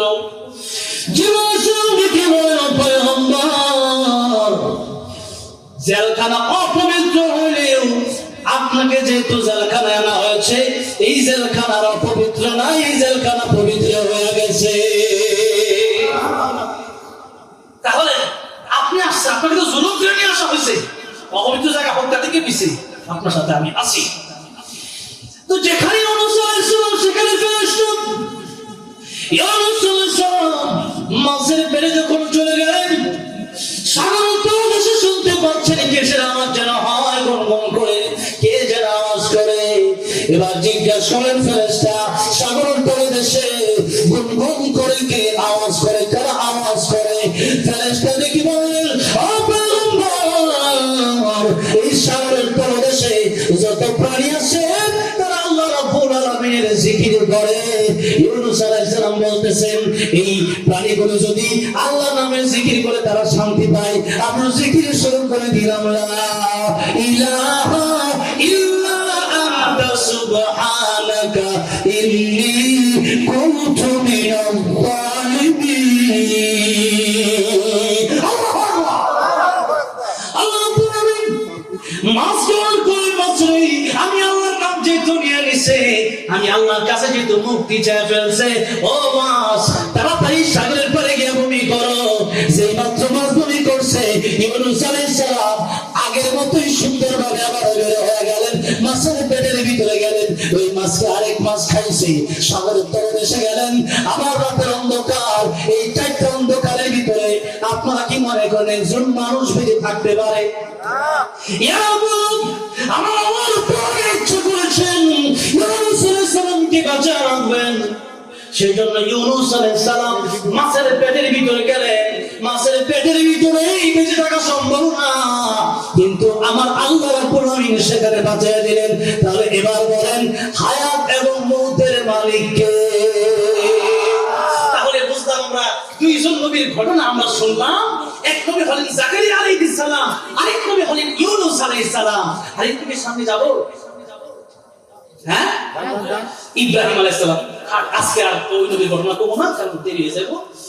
দরকার কি, একটা বেজে গেছে। বলছিলাম বেশি নাম থাকলে আবার পেট মানে বেশি বড় থাকলে আবার মজা লাগবে না, সেই জন্য আসেন আজকে ইব্রাহিম আলাইহিস সালামের কথাটা বাদ দিলাম। এরকম যদি এক নবীর কথা কইতে থাকলে সারা শেষ হবে নাকি? আল্লাহু আকবার। নবীদের ঘটনা যখন পড়ি, যখন মোতালা করি, তখন দেখি আরে কি আশ্চর্য ঘটনা আল্লাহর পৃথিবীতে ঘটাইছেন। আমার ভাইরা, আমার বাবাজিরা, তাহলে বলেন মওত এবং হায়াত কার হাতে? আল্লাহ। এবার বলেন তো, আমি আর আপনি যে দুনিয়ার জন্য এত পাগল হয়েছি, আল্লাহ যদি এখন রুহটা টান দেয়, এই মুহূর্তে যদি আল্লাহকে রুহ বের হইয়া, তাহলে বলেন তো কোন দল আমার আপনার টানবে? এমনকি আদরের বাবা মা সন্তান যদি হয় ধরে রাখবে? সন্তানকে বাবা মা এত ভালোবাসলো, বলেন তো সেই বাবা মাকে কি সন্তান বলবে আমার বাপে তো আমার 5 বিঘা জমি দিয়ে গেছে, আমার জন্য 5 তলা করে বিল্ডিং বানিয়ে দিয়ে গেছে, আমার এখন বাপে কি দেয় নাই, একটা রুম বরাদ্দ কইরা আমার বাপের জন্য একটা রুমে আমার বাপের জন্য একটা বরাদ্দ করে রুম রাখা দিই, বলেন এমন বরাদ্দ কি কোন সন্তান করবে? করবে না। আচ্ছা বলেন তো, তাহলে কবরে যাওয়ার পরে কোন সন্তান কি এমন কোন কথা বলবে যে আমার বাপ তো আমার জীবন অনেক কষ্ট করছে, আমার বাপের লগে কবর আমি শুয়ে পড়ি, এমন ঘটনা কি কেউ বলবে? এমন কথা কি কেউ বলবে? আহারে, যে সন্তান এত আপন, যে স্ত্রী এত আপন, যে বাপটা এত আপন, তারাও আমার সাথে কবরে যাবে। আহারে, সেজন্য আমার মনে হয় গজল গামো, আমরা তো শেষে দিতে আছি, গজল গামো, হ্যাঁ, গজল গাইলে মাটির ভিতরে হবে ঘর রে মন আমার, কেন বন্ধ দনর ঘর রে মন আমার, একদিন মাটির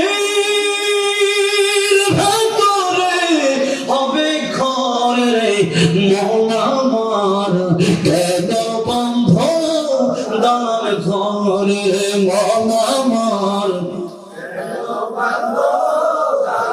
প্রাণ পাখি উড়ে যাবে পিঞ্জর ছেড়ে,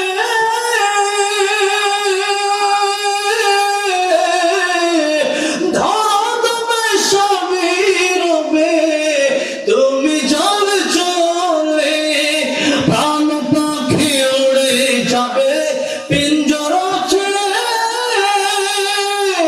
ধরা দেবে সবই রবে তুমি জল চলে, বন্ধু বান্ধব যত মাতা পিতা তারা শত সকলে হবে তোমার পর রে মন আমার, কেন বান্ধ রে মন আমার, কেন একদিন মাটির ভেতরে হবে ঘর রে মন আমার, কেন বান্ধ। আল্লাহু আকবার, কি সুন্দর সবাই গাইতেছে, আলহামদুলিল্লাহ বলে। এমন একটা স্টেজ প্রতিদিন পাইতাম, আমি বছরে এমন 1-2 দিন পাওয়া যায়, কি আল্লাহ হুজুর এনে আছে, হুজুরে 3-4 ঘন্টা ওয়াজ করে এই বয়স, আল্লাহু আকবার বলে, আল্লাহু আকবার, শহীদুল আবার যুগ করে শেষ চেয়ারম্যান কাছে হুজুর কি দেন। আচ্ছা যাই হোক, হুজুর সাকাইতে ডিস্টার্ব করার দরকার নাই, আল্লাহ কবুল করেন, শুরু করো আমিন। হ্যাঁ আমার বাবাজিরা আমার, তাহলে সবই পর হবে, খালি গজল গজল বলতেছে, আসলে বিরিয়ানির লগে একটু সালাদ না খেলে রুচিটা আসলে পুরোপুরি, একটু সালাদ খেলে দেখবেন বিরিয়ানিটা আমার নতুন করে মজা লাগে, যেরকম ঠিক না বেঠে, এটা শেষ। ঠিক আছে, আল্লাহ আল্লাহ সাইদি বাড়ি মদিনার মাঠে আরো আসছে আজানের খবর, আল্লাহ মদিনার সরে আজান কত কিছু আসছে, দেখি ইনশাআল্লাহ একটা তো বাইচা গেছে, মনোজাত করে দেখি বলেন চলো লিল্লাহিত তাকবীর, লিল্লাহিত তাকবীর। আসুন আরেকটু সামনের দিকে যাই। ভাই আমার নবী যে একটা কথা বললেন, ও পৃথিবীর মানুষ তো তোমাদের 3টা ভাই, কয়টা ভাই? 3টা ভাই। 1 নম্বর তোমার ভাই হলো এই জমি জামা, মানে তোমার সম্পদ। বলেন তো সম্পদ গুলাকে আসলে আমাদের নেওয়া এই যে সম্পদ পাইছি দাদা দাদা রেখে গেছে মনে করেন, এরপরে দাদা দিচ্ছে আমার বাপের কাছ থেকে পৈতৃক সম্পত্তি পাইলাম, যে বলেন এই সম্পত্তিকে আমরা বানাইছি না পরের জায়গা? এটা পরে আবার যদি আমি চলে যাই, এই সন্তান কিন্তু আমার সন্তানের ভাগে চলে যাবে, আমি ঠিক বলেন? আরেকজন কই বলছেন পরের জায়গা পরের জমিন, সেটা সব ছিনিয়ে বসে এসেছে, পরের জায়গা পরের জমিন ঘর বানায় আমি রই, আমি তো সেই পরের জায়গা পরের জমিন ঘর বানায় আমি রই, আমি তো সেই ও সেই ঘর খানা জমিদারি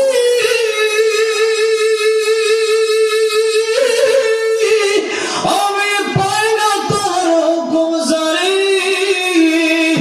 আমি পাই না জমিদারের দেখা মনের দুঃখ কারে কই, আমি তো সে পরের জায়গা পরের জমি আমি তো সেই ঘরের মালিক নই, আমি তো সেই আমার বন্ধুরা এই ঘরের মালিক আসলে আমি না। 3.5 হাত মাটির ঘর ছাড়া আর কোনো কিছুই আমার না। নবীজি বলেন এই বনি আদম তার এমন চাহিদা, বনি আদমকে যদি একটা পৃথিবী দিয়ে দেওয়া হয়, এই পৃথিবী দেওয়ার পরে সে খুশি হবে না।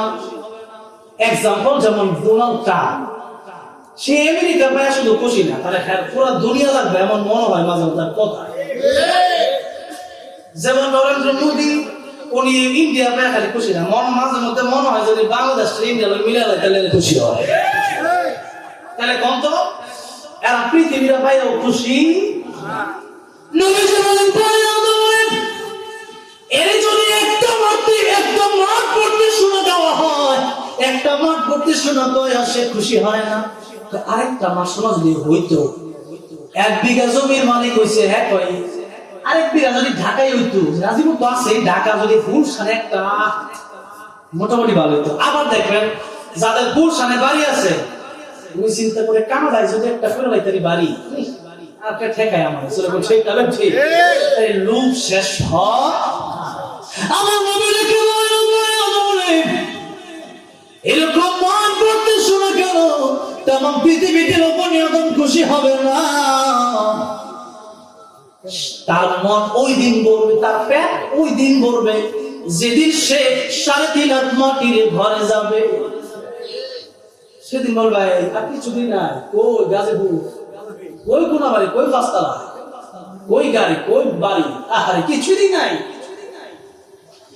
সেই দিন তার পেট ভরে যাবে, তার আর কিচ্ছু লাগবে না। আল্লাহ এই খবরটা যেন আমার শান্তি হয়ে যায়, আমাদের বলুন আমিন।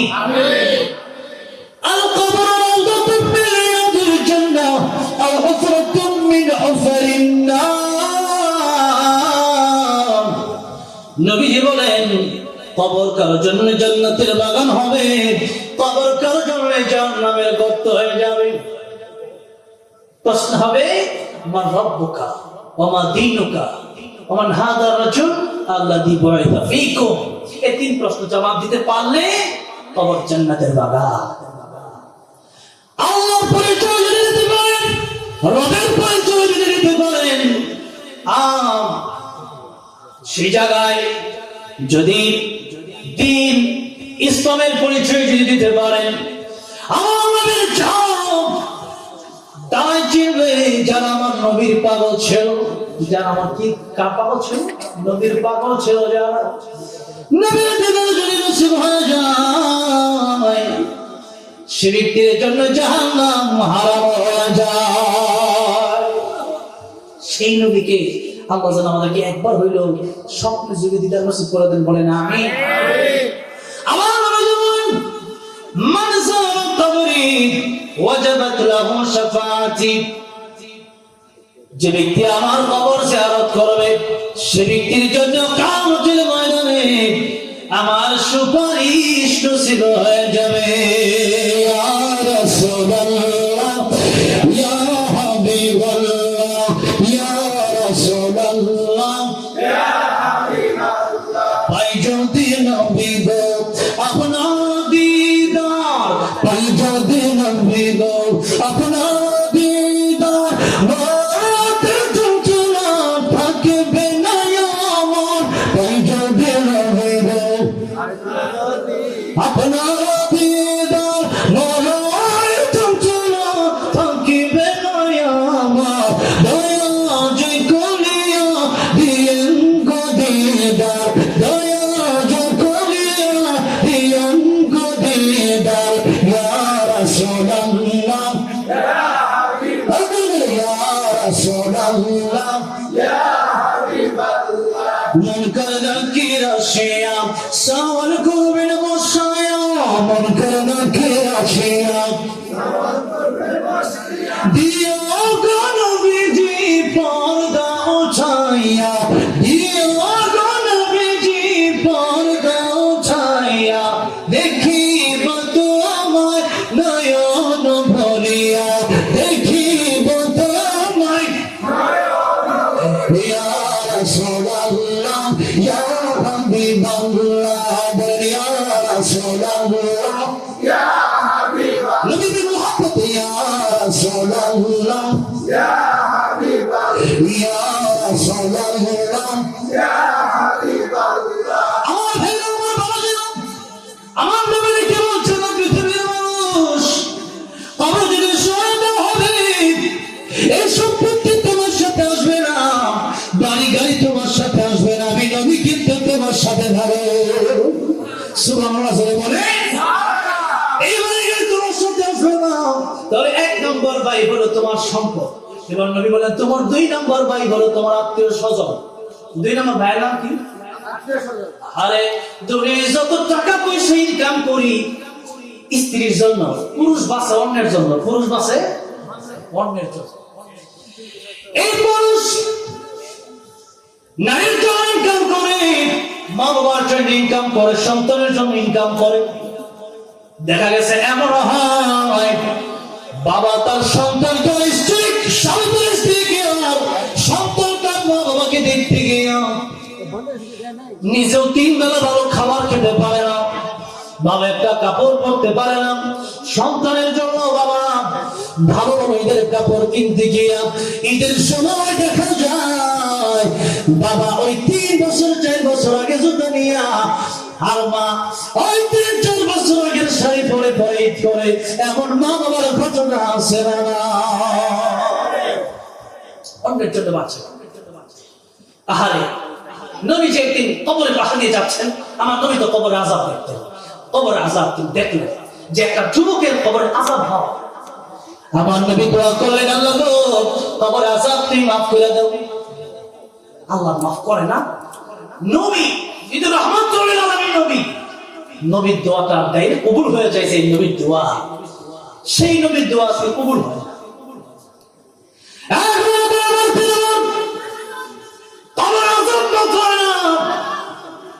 নবীজি কে বলেন আল্লাহ রাব্বুল আলামিন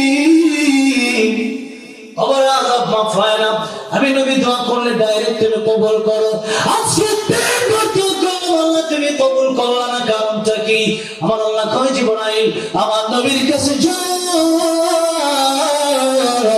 আমার নবীর কাছে গিয়ে বলবো আমার নবী সারা জীবন যদি দোয়া করে আমি কবুল করবো না তার মা যতক্ষণ পর্যন্ত তার মাফ দেবে না আমি নবীর দোয়া ততক্ষণ কবুল করবো না এই হচ্ছে মা জিবরাইল দেখে বলেন ইয়া রাসূলুল্লাহ তার মা তারে মাফ করতে হবে নবী বলেন তার মা কি বেঁচে আছে জিবরাইল আমিন বেঁচে আছে নবী বলেন ওয়াসাবিরা তার মাকে আমার সাথে সাক্ষাৎ করার ব্যবস্থা করে দাও সাক্ষাৎ হয়ে গেল নবী বললেন এটা কার কবর যুবকের মা ডেকে বললেন ইয়া রাসূলুল্লাহ আমার সন্তানের কবর নবী বলেন ও যুবকের মা এই কবর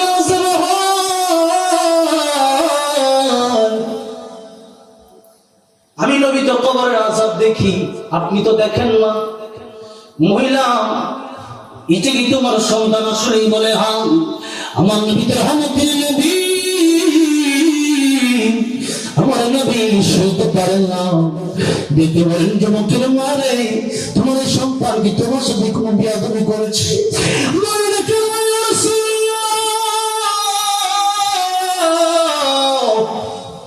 এই সন্তানটা স্ত্রীর পক্ষ নিতে গিয়ে একদিন আমাকে আঘাত করেছিল। সে আঘাত এখনো পর্যন্ত আমি বলি নাই গো নবী, ইয়া রাসূলুল্লাহ, ইয়া হাবিবাল্লাহ, তার কবরে আযাব হইলে হোক আমি তারে মাফ করব না। আমার মনে করে যুবকের নয়, তুমি তো কবরে আযাব দেখো না, তোমার সন্তানের কবরে আযাব দেখলে মনে হয় তুমি সইতে পারবা না। আমার নবী তার উম্মতের জন্য কত মায়া, আমার নবী দেখে বলল যুবকের মা, তুমি কি তারে মাফ করবা না? মহিলা ডেকে বলে ইয়া রাসূলুল্লাহ, তারে আমি মাফ করতে পারবো না। আমার আল্লাহ তো, আমার নবী আমার আল্লাহকে ডেকে বলেন, আল্লাহ এই মহিলাকে আমাকে যেমন তুমি কবরে আযাব দেখাচ্ছ, আমার নবী একদিন বললেন আমার মানে আমার উম্মতকে আমার আল্লাহর কাছে আমি দোয়া করি এই উম্মতকে যেন আল্লাহ কবরে আযাব দেখার সুযোগ দিয়ে দেয়। কিন্তু আমি নবী কেন দোয়া করি না জানি? কারণ হচ্ছে উম্মত যদি কবরে আযাব দেখে তার মায়ের লাশটা কবরে যাবে না, বাবার লাশটা কবরে যাবে না, ভাইয়ের লাশটা কবরে যাবে না, কবরে আযাবের ভয় যে আমার ভাই কত গুনাহ করছে, এর যদি কবরে রাখি কবরের চাপ আমি সইতে পারবো না, সাপের কামড় আমি সইতে পারবো না, সইতে পারবো না। সেই জন্য নিজের ভাইকে কবরে রাখবে না, সন্তান তার মা বাপের কবরে রাখবে না, নাকি তার দাদারে কবরে রাখবে না, নানার নানির বাবাকে কবরে রাখবে না, বাবা মা তার সন্তানকে কবরে রাখবে না। এই জন্য আমি বলি আমি আল্লাহর কাছে বলিও না, কারণ পরিবার মানুষ সইতে পারবে না। আমার নবী দোয়া করলেন, আল্লাহ এই মহিলাকে তুমি কবরে আযাবটা দেখার ব্যবস্থা করে দাও।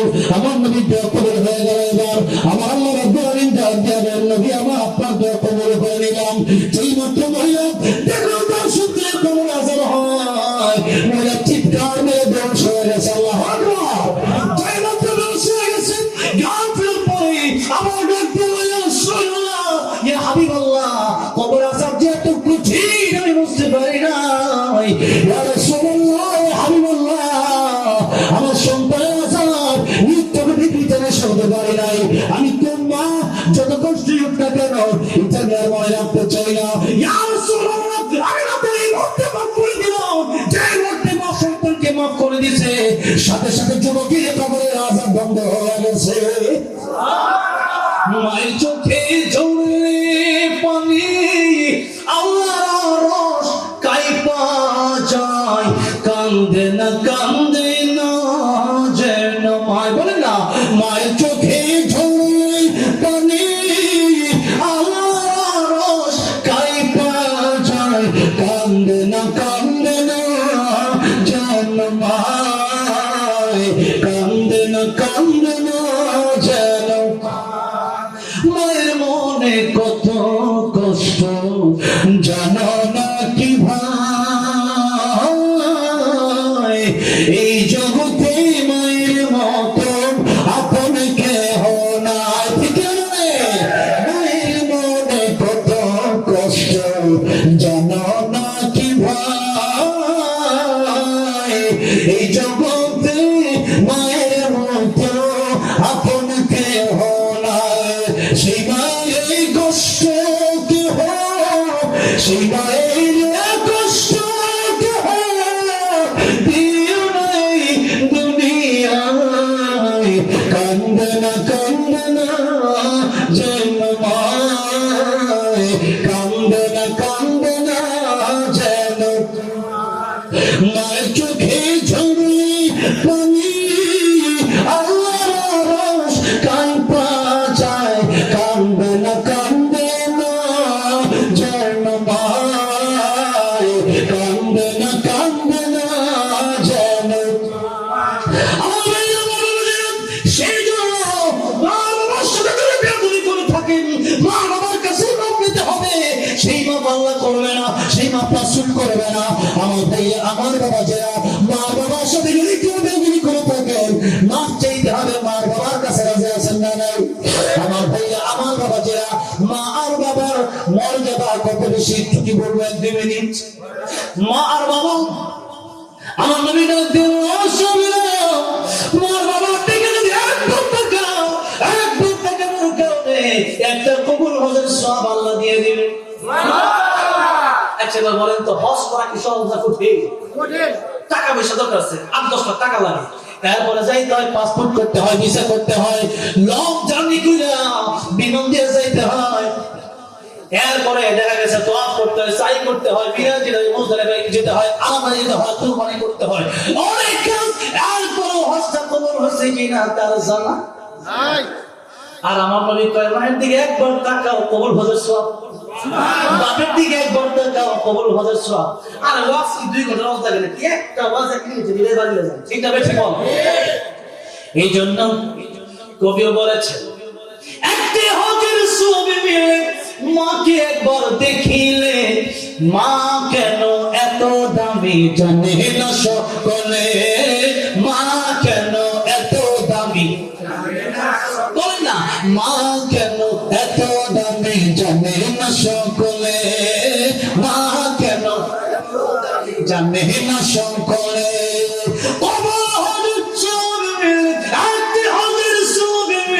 মাকে একবার দেখিলে মা কেন এত দামি জানে না সকলে মা কেন এত দামি জানে না সকলে আল্লাহ বলে আমার নবীর কাছে প্রশ্ন করা হলো ইয়া রাসূলুল্লাহ সবচেয়ে বেশি ভালো ব্যবহার করার সবচেয়ে বেশি হক আমার কাছে কে পায় নবী বললেন উম্মুকা তোমার মা ইয়া রাসূলুল্লাহ পরে কে নবী কয় তোমার মা ইয়া রাসূলুল্লাহ পরে কে নবী বলেন তোমার মা আল্লাহু আকবার ইয়া রাসূলুল্লাহ পরে কে আমার নবী কয় তোমার বাবা তিনবার বললেন মায়ের কথা কারণ মা তিনটা জায়গায় যত কষ্ট করছে বাবা ওই কষ্ট বলা স্পেশালি করে না মা গর্ভধারণের কষ্ট করেছে মা একটা বাচ্চা যখন জন্ম নেয় মায়ের মনে হয় মা মরে যাবে এরপরে মা যখন মা ডাক্তার শুনে মায়ের কলিজা ঠান্ডা হয়ে যায় এই জায়গায় কষ্ট 2 বছর দুধ পান করানোর কষ্ট এইটাও বাবা সহ্য করবে মা করছে যেটা মা কিংবা এরপরে হইল বাবা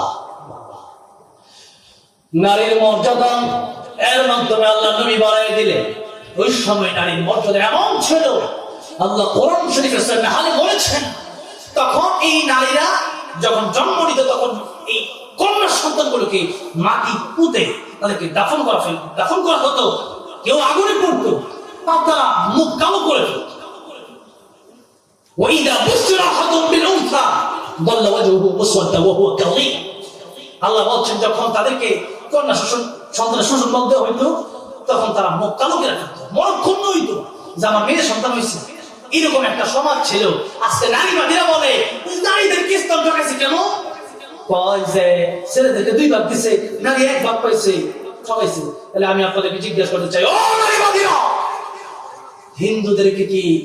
হিন্দুদের যখন মেয়ে হয় তাদেরকে কি সম্পদের ভাগ দেওয়া হয় বিয়ার সময় স্বর্ণ গয়না বেশি দিয়া সালাম আলীতে বিদায় যেরকম ঠিক না ঠিক আর ইসলাম যে 1 ভাগ দিছে এটা শুকরিয়া দরকার না এখন আরেকটা কথা আছে আরে নারীদেরকে নিয়ে আওয়াজ করলে আমি পরশুদিন আমার ওয়াজের সাবজেক্ট ছিল ঢাকা খিলকেট একটা মাদ্রাসায় দিনের বেলা মাহফিল ছিল সেখানে সাবজেক্ট ছিল ইসলামে নারীদের মর্যাদা ও অধিকার তিনি আলোচনা করলে বুঝতেন যে নারীদেরকে আল্লাহ কি সম্মান দিয়েছে যেই নারী তারা মানুষই মনে করতো না সেই নবী জায়েশা বলেন আর জান্নাতু তাহতা আকদামি রুম্মাহা মায়ের পায়ের নিচে জান্নাত আর মায়ের হক 3 বার বলে এই নারীর মর্যাদা আল্লাহ নবী ইসলাম বাড়ায় দিয়েছেন সুবহানাল্লাহ একটা দৃষ্টান্ত দেই একটা 17 বেজে গেছে ওয়াজ শেষ হবে 1:30টায় এরপরে গজল এরপরে আরো বিভিন্ন কিছু বাকি আছে এরপরে কারণ এত ভালো লাগতেছে ওয়াজ করে স্টেজে এমন সুদা পাইছে আজকে আমার জীবনে এমন সুদা পাই না আল্লাহু আকবার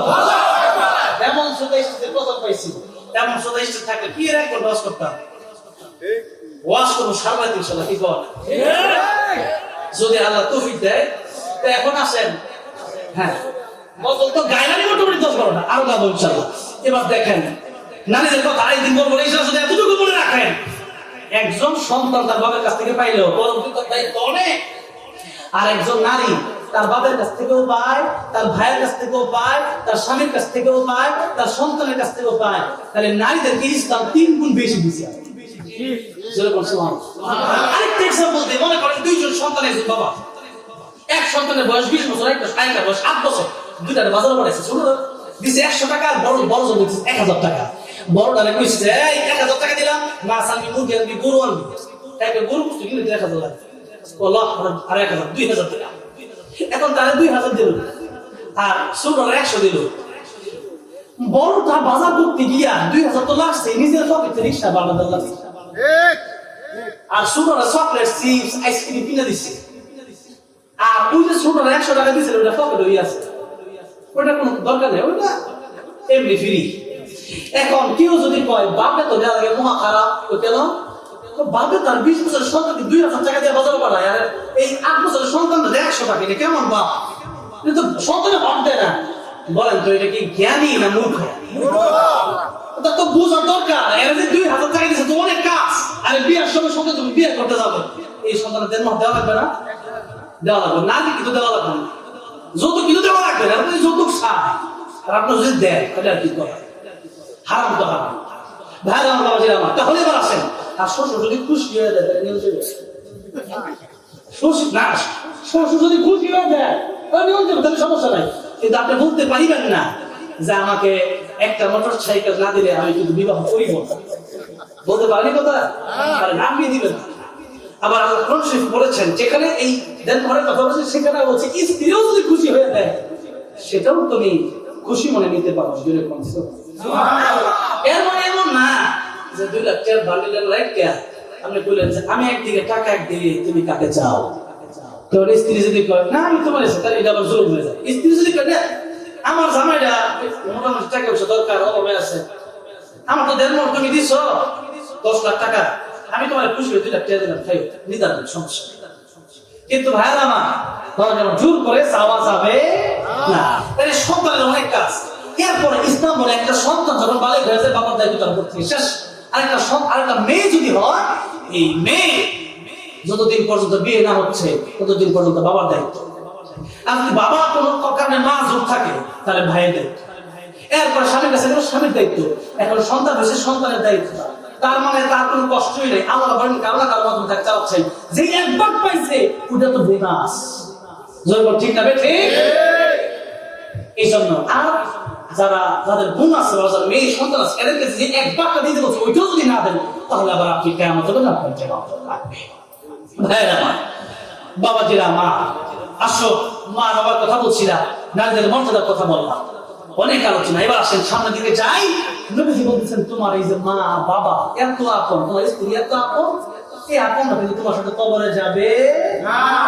এবার নবীজি বলেন শেষ কথা, নবীজি বলেন ও দুনিয়ার মানুষেরা, মৃত্যু তোমাদের হয়, আল্লাহ যেহেতু তোমাদের জন্য মৃত্যুকে অবধারিত করে রেখেছেন, কুল্লু নাফসিন যায়িকাতুল মাউত, মৃত্যু যদি সবার গ্রহণ করতে হবে, সেজন্য তোমাদেরকে কবরে যেতেই হবে।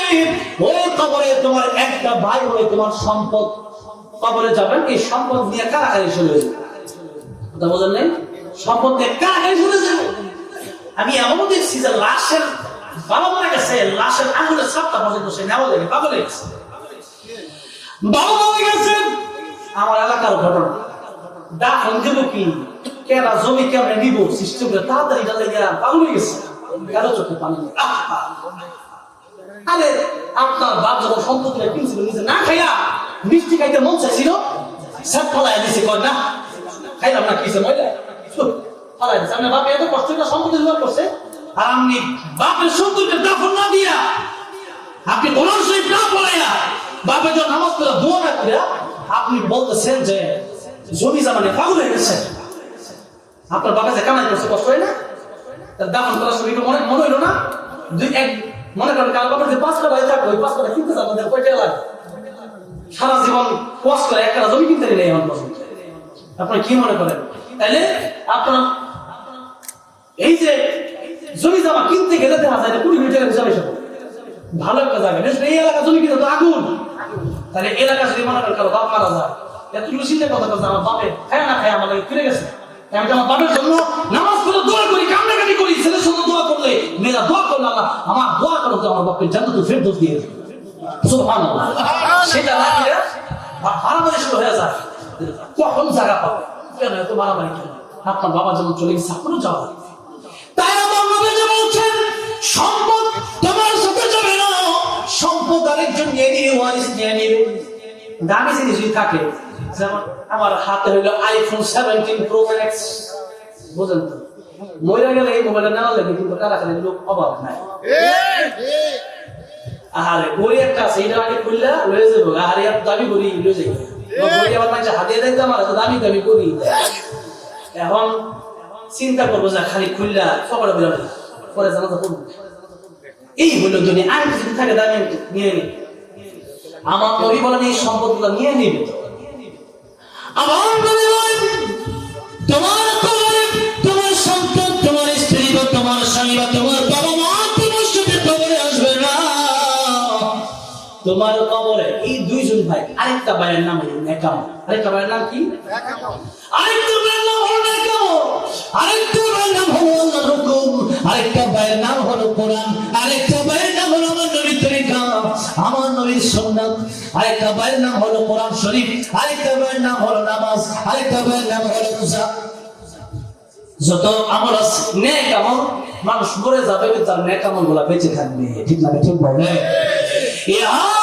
हम सब मुसाफिर हैं वही आखिर ठिकाना कोई आगे रवाना है कोई पीछे रवाना আশার সিরিয়াল আছে দাদা বাবা নাতি যাওয়ার কোন সিরিয়াল আছে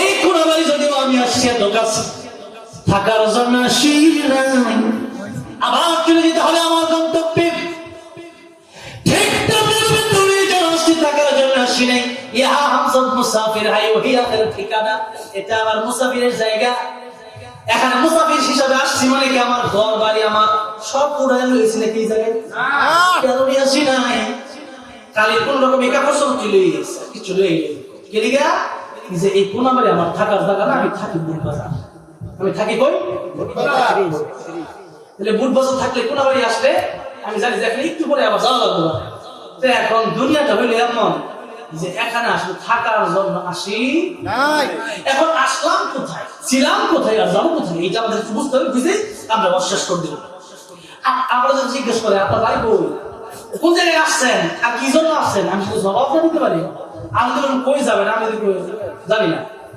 অবশ্যই কোন বাড়ির লোকেরা আমাকে পাগল বলবে ঠিক না ঠিক বলেন যে আইসে কোন জায়গা থেকে আসে কই আর যাবে কই কিছু জানে তো পাগল আল্লাহ কই বান্দারে ছিলা কোথায় আছো কোথায় জানো কোথায় যাবে আমাকে শুনো তোমরা ছিলা আলমে আরওয়াহে রূহের জগৎ সেখানে গেলাম মায়ের গর্ভে সেখান থেকে দুনিয়ায় আসলা আর আমি আল্লাহ বলতেছেন আল্লাযী খালাকাল মাউতা ওয়াল হায়াতা লিয়াবলুয়াকুম আমি আল্লাহ তোমাদেরকে পরীক্ষার জন্য পাঠাইছি আইয়ুকুম আহসানু আমালা কে কার চেয়ে ভালো ভালো কাজ বেশি করতে পারবে কে কার চেয়ে বেশি সুন্দর করে নামাজ পড়তে পারবে আল্লাহ বলছেন আহসানু আমালা ভালো কাজ বেশি করতে পারবে আল্লাহ বলেন আকসার আমালা বেশি বেশি নামাজ পড়া আল্লাহ জানে না আল্লাহ বলছে বেশ ভালো ভালো আমল কে বেশি করতে পারে ভালো আমল কে করতে পারে একটা সেজদা দিবেন সেজদার আমি দেখিয়া মনে করবেন যে আমার কুদরতি কদমটা আমার কপালের নিচে আর আমার কপালটা আমি এই মুহূর্তে পৃথিবীর কেউ আমার সামনে নাই যেমন আমার আল্লাহ আমার সামনে ও আল্লাহ আমার দিন মাফ করে দেব দেখবেন শান্তি লাগবে আর যদি কইতে পারেন কি নামাজ পড়ছেন খুশু নাই দেখবেন এই নামাজে মজাও পাওয়া যায় যার কারণে মন্ডপে বলছেন সেই জামানায় মসজিদ হবে কিন্তু হেদায়েত থাকবে না মসজিদ হবে দামি দামি মুসল্লি থাকবে না মসজিদ কম হবে আপনার এলাকায় দেখছি এলাকার একটু কথা কাটা যদি কি পাওয়া যায় আগে মসজিদ করছে আমরা তলায় তোলাতুলি করেছি হ্যাঁ আমি একটা করবো হ্যাঁ একটা বই দিচ্ছি ঠিক না ঠিক বলে কিন্তু মুসল্লি নাই আসলে খেজুর পাতার মসজিদে যদি হয় এখনো সৌদি আরবের কিছু গ্রামের কিছু মসজিদ আমি দেখে আসছি মদিনাতুল মুনাওয়ারায় এক জায়গায় গেলাম সেখানে একবারে গ্রাম সেখানে এখনো দেখছি খেজুর পাতার মসজিদ এখনো আছে কিন্তু মুসল্লি আলহামদুলিল্লাহ তো খেজুর পাতার মসজিদও যদি হয়, মুসল্লি যদি ঠিক থাকে তাহলে ঠিক আছে, আর যদি মসজিদের গাড়ি হয়, মুসল্লি না থাকলে তাহলে লাভ নাই, ফায়দা নাই। ভাইরা আমার, বাবাজি আমার নবী যে বলতেছে, ও পৃথিবীর মানুষেরা, নিজেকে চিনো, কই চিনা কই আসার কই যাইবা, এটা চিন্তা করো, তাহলে তো তুমি জ্ঞানী।